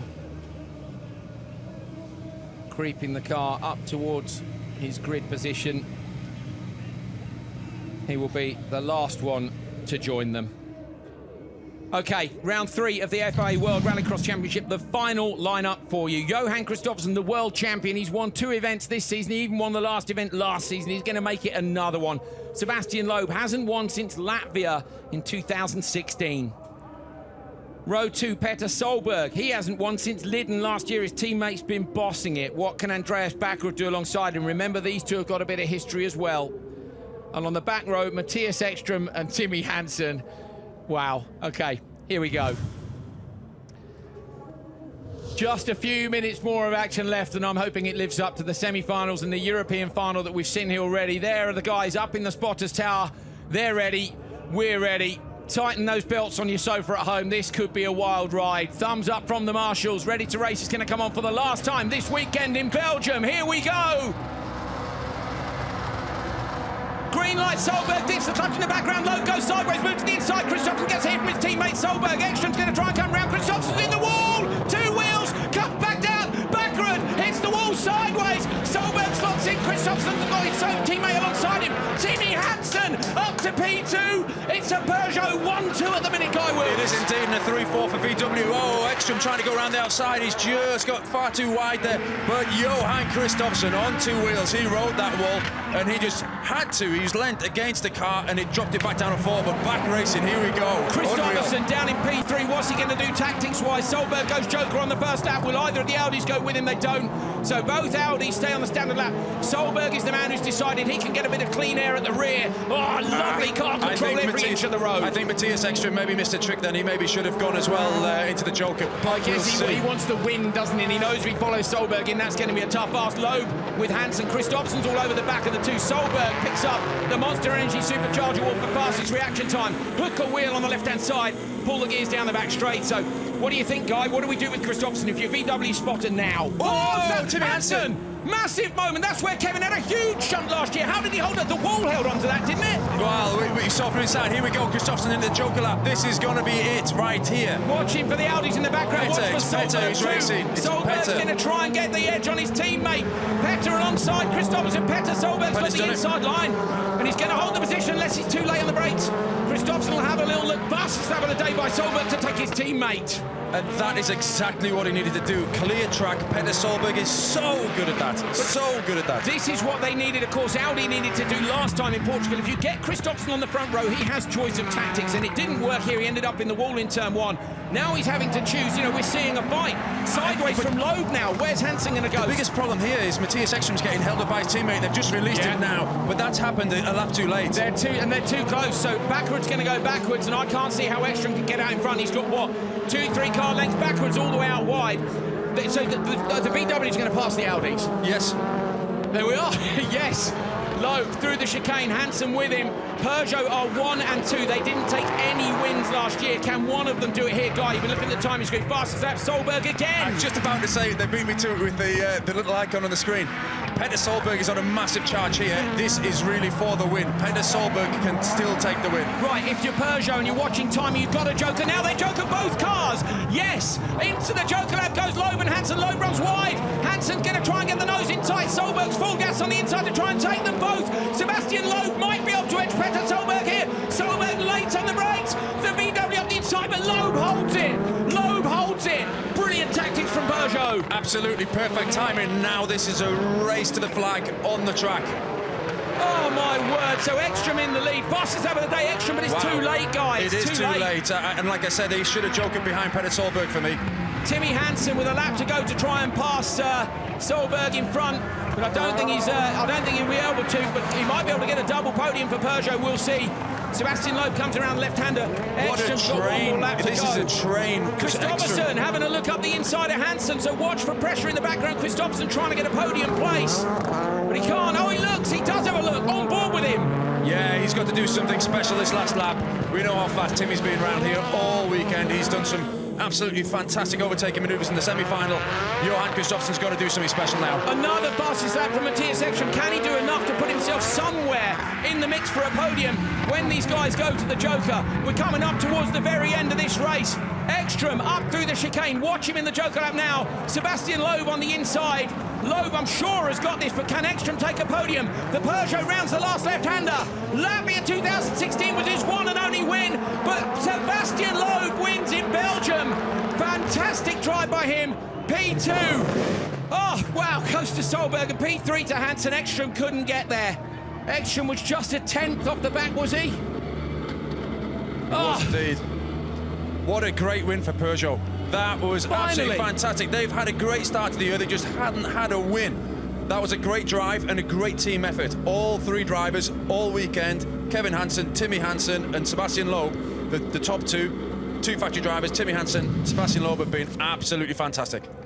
A brilliant second career win in the World Rallycross Championship for Sebastian Loeb. We're very close to the French border. That will please the fans, I'm sure. Petter Solberg wins the Monster Energy Supercharger Award, as well as P2 here. Timmy Hansen, after that incredible fight in the semi-finals to get a place in the final, gets a well-deserved podium. Fantastic. Peugeot didn't win at all last year. They've got one in 2018. Off the line then, so look. Watch Johan Kristoffersen here up on two wheels. This is so close, isn't it? Look, it's so close. Oh! He can thank his teammate for the support. Yeah, literally. On board with him. Look, terrible start. And he knows, look, and Loeb can see that he's got it. Bang! Into the side. Just the bottom of that barrier, just kicks it up, and he just kept with it. He was leaning on the mirrors, then you saw Baccarat in the wall, and look at Baccarat outside. I don't even know how I don't think he does keep it out of the wall, but somehow, look, he gets some rotation on it, pulls it back in again. This is the third weekend in a row, Guy, where I'm rarely speechless. But you know what I mean? This year's good, isn't it? You know, really VW are not having it their own way whatsoever. Look at this, Ekstrom with a mistake. He runs wide. Oh, and Loeb. Oh, Timmy Hansen there it is. Wow! It was the tyres, you were right. That's what kicked the car straight. I want to see a replay of that from the back. Next time, I want to see that with Kevin's crash from the previous year, because I think it's as close as it can get. Loeb's Joker was not perfect, but no, it wasn't. It was enough. And I wonder if his Joker had been perfect, if him and Timmy might have both edged Petter, because Timmy was definitely held up. Here we see it, because you'll see Timmy, I think it would have been side by side. It would have been very close. Certainly Solberg wouldn't have had the chance to put any pressure on Loeb. Christopherson really lost out at the start, and we have seen that, haven't we, in most of the starts this afternoon, that row 2 has been better. And obviously Ekstrom coming out of the Joker there, and he just got bang, bang, bang. Everybody's passed, and I thought actually Christopherson was going to get him as well. I didn't spot that. I didn't even spot that. Johan in 5th. Okay, Timmy Hansen 406.9, look, Ekstrom 407.0, and Christopherson 407.2. How long since Johan Kristoffersen hasn't made a podium? Oh, okay. Germany last year, so fairly, that was unusual then, but I mean he's been destroying it, hasn't he? But he's beatable. We knew he was beatable. Do you know what's more important for me is the German manufacturers are beatable. Peugeot did not win anything last year, and neither did Ford. Ford have gone. You know, Peugeot have come back, they doubled their efforts, and they doubled their rewards. It's a second win for Loeb. They've come back fighting, they've upped their game, and you can see it on the track, you can see it even in the starts of the car. Starts have been brilliant all weekend. Yeah.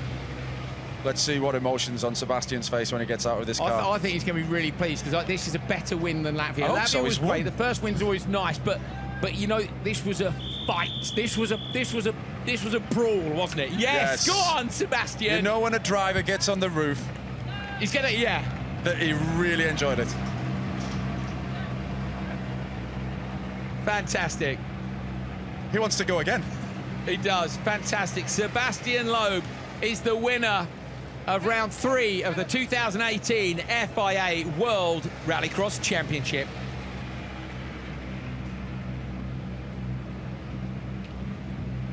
Loeb removes the helmet, and finally we can see the smile. There's hardly a mark on that car, is there? Nice mint, isn't it? It must be the only one. Yeah. Right, we're going to see some of those stars. Timmy Hansen over to congratulate his teammate as he's really pleased. Right, Johan Kristoffersson on board at the start, and have a look here through the left-hand window if you want to see what support from your teammate really means. Yeah, I don't think we're going to see through the window, unfortunately, but you'll see the angle. Watch here, you'll see his wing just pop in front of his windscreen. Here we go. Up there's the wing mirror. Hello. Hi, Petter. Unbelievable. That's just brilliant, isn't it? Like, I wonder if Petter, I'll just lean in a bit, help him out. You know, And then Timmy, just because he had to drive the car straight and lean on him, that was the only way. If he tried to turn, it would have rolled over. Timmy from the back row. Yeah, and he just nipped it inside. We've seen it so many times here. If you hang back, you can actually win. Okay, look at this. Backward, practically, look, he's got the rear fully locked. He's on the handbrake there, guy. That's like a proper Gymkhana handbrake. We're talking more than 90 degrees to get it turned in. It was pointing completely the wrong way to the corner. corner. It's going to go down 90 degrees off where he needed to be. So he had to pull the handbrake to get it anywhere near back. But what a final, what racing. Look how close they are. Do you know what, though? What a weekend. We keep saying it, but backward. Okay, here we go. Have a look down the inside. Wait for a nudge then. It must have been a nudge, I think. Do you think he looks... Handbrake. Their front's pushed out. Oh, so over-rotation because of from the back. Oh, and again. I did well to hold on to it. He did, didn't he? Straight on the bar and back the whole way. Cracking job. Yeah, brilliant. Even though he didn't get the result, he finished 6th. But at the same time, it could have ended right there and then. Both him and Kristoffersson could have been in a pile of scrap, couldn't they, at the first corner? And instead, we've just seen a wonderful race.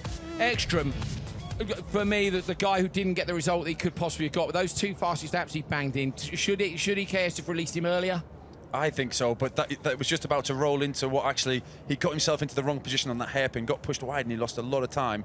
That's why he actually ended up behind Andreas. And for me, he should have folled Petter into the Joker straight away. Yeah, on that one, yeah. Yeah, on You're lap probably one. not going to win. And he might have got a podium. Yeah, no, I agree. But we said, didn't we? We said. Sebastian Loeb heads across to some of the guys from Peugeot Sport. There you are. You don't need to speak French to know what that means. Kevin over to congratulate him. It's a brilliant result. It's a brilliant result for Sebastian Loeb. It's a brilliant result for this championship because we've got 3 manufacturer-backed teams here who are on such a closely matched pace. Incredible. Going to be a wonderful year.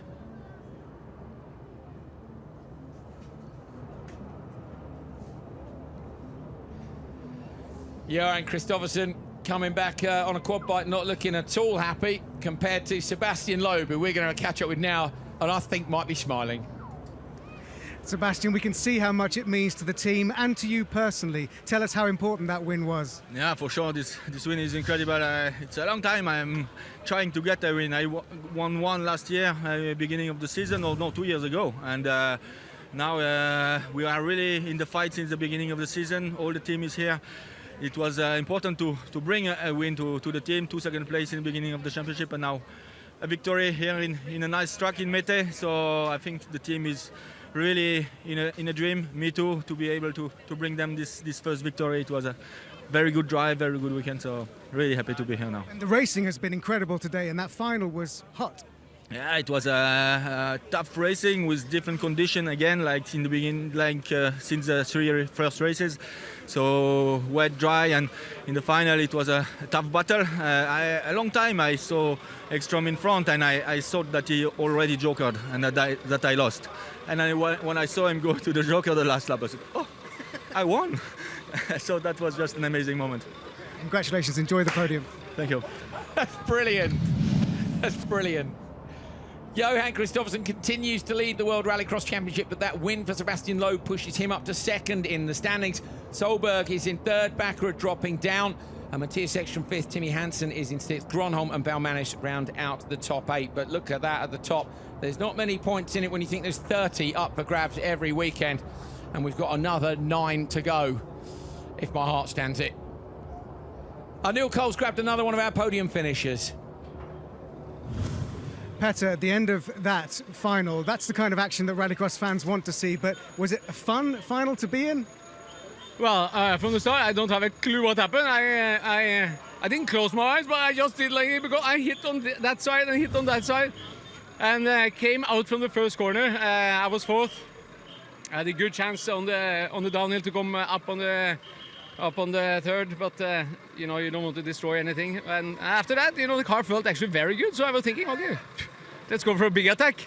And then something broke on the second lap, so I lost some performance, but I handled it, and I thought I could win that one. Actually, I was on a big attack and big case, but really exciting. A little bit sore in my side. I don't know where I got it from, but I was hard. A whole weekend have been hard. It's great to get second place. Good for the championship. I'm very happy with second, you know, and now it's just to continue and to try to get the consistency, and that's the main thing. So we'll see. Low one. Yeah, happy for him. You know, good boy. Enjoy the podium. Thanks. I think we've broken Petter Solberg and his car from the sounds of things. Team standings, PSRX Volkswagen Sweden with 140, but Team Peugeot Total moving up to second place. They're just 15 points shy. EKS Audi Sport are only 5 back off them. This is an absolutely brilliant battle, and the other teams can't be counted out either. We've seen some incredible lap times and positions from all these guys. Great performances. Fantastic. 9 rounds still to go. Wow, this is close. Well, we can hear the crowds. There's a lot of support for the Peugeot team, and you must feel pretty proud to have made it to third place after what's happened to you today. Yeah, after what happened in the semi when I was lost and I already took my joker, I had to pass 3 cars to get into the final even, and on this track where you can't pass, and I made it, and we came to the start grid in the final. Some carnage in the first corner, and suddenly me and Seb were first and second. We both made this huge mistake, almost like Kevin last year, if you remember it, when I almost rolled halfway through the final. But then we both go so hard, and to have Seb in victory and a double podium for the team, so amazing. And I think Team Peugeot Total have really, really earned this. Well done. Enjoy the podium. Thank you. So Timmy Hansen there saying both him and Sebastian made a mistake at the back, and I think looking at the replays it was clear Loeb had gone in a little bit hot, and of course Timmy's got dragged in with him.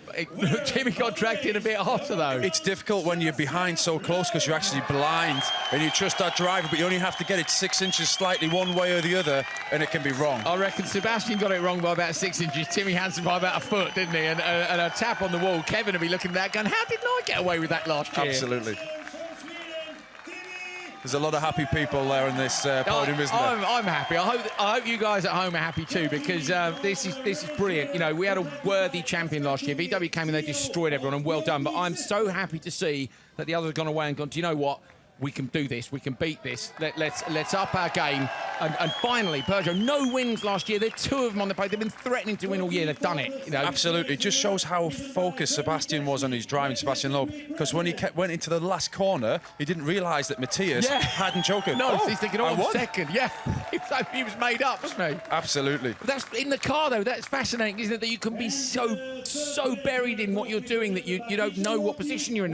You have to be. Yeah. In these conditions against the world's best, which this is, in these conditions on a tight track, you have no time to think of anything else but what you're doing. 2 mistakes from Loeb as well. He made a mistake on the way into the bottom of the hill with Hansen behind him, and then he made a mistake in the joker lap which held him up. So I think they could have won it a tiny bit more, but it doesn't matter. He got it. A win is a win. Yeah. By any means. Petter's just celebrating the fact that he got the Monster Energy Supercharger award there. Good lad. I like that. It's based on an actual supercharger, if you're wondering. Monster Energy Girls coming up onto the podium to hand the guys the champagne, and I think they'll get away as fast as they can, otherwise they're going to get soaked. It's a champagne soaking for the crowd instead. Sebastian Loeb with his 2nd win in this championship, and this one was hard fought. Timmy's wasting none of it. He's obviously saving it for dinner. Yeah, I think I'm sure that'll be going back to the team. Yeah, I was going to say, there might be. Yeah, there we go. Yeah. First of a few drinks, I think, tonight for Peugeot Sport. Fantastic. Fantastic. Well done, Sebastian Loeb. Solberg 2nd. Timmy Hansen in 3rd. Timmy could have done it this weekend. I thought it might be a Peugeot, but it was the other one. Great. Well, amazing. Again, a 3rd weekend in a row, which has been absolutely crazy. Sharon Grossishin in, unfortunately going out. Guy, What do you think? It's been an amazing day. Yesterday was dry, today has been damp and mixed, and it's thrown a lot of action out, which you've just witnessed live on television. This is what happens in Rallycross, not all the time, but we've had action-packed finals on the two that I've commentated, both in Portugal and here in Belgium. It's been, I'm a driver, I don't profess to be a commentator, but I've you're even doing enjoyed a very good job of commentating. I've and enjoyed hopefully each one that Guy Wilkes comes to might be as exciting as this has been. I mean, incredible stuff from the semi-finals of the European Rallycross Championships final as well, and then on, to, of course, to the final for World RX. Brilliant win by Kristoffersen. Kristoffersen actually made it look, relatively easy there. Then look at this. Loeb, Hansen. Hansen was backwards here. We thought he was absolutely gone. He put on a masterclass on aggressive full send passing. He passed at the end of the straight, the start of the straight. His teammate Loeb took it, but he booked a slot in the final. Kristoffersen at the start didn't get it. How did he hold on to that? How did Backward not end up in the wall? Absolutely amazing stuff. Sebastian Loeb, Timmy Hansen both got away with that. And finally, Peugeot have taken a win in World RX. Brilliant, brilliant drive by Loeb and by his teammate Hansen to pick up third. We're heading to Silverstone next for the Speed Machine event. It's a brand new concept for World Rallycross. There's going to be a whole weekend of action alongside the racing, and my goodness me, if you need more than the racing, that's going to be something else. Look at what World Rallycross provides, and look at what it's provided for the last 3 weekends. Hopefully, we'll see some of you at Silverstone, but don't worry if you can't make it there. There are another 9 rounds to go this year. FIA World RX 2018, unbelievable.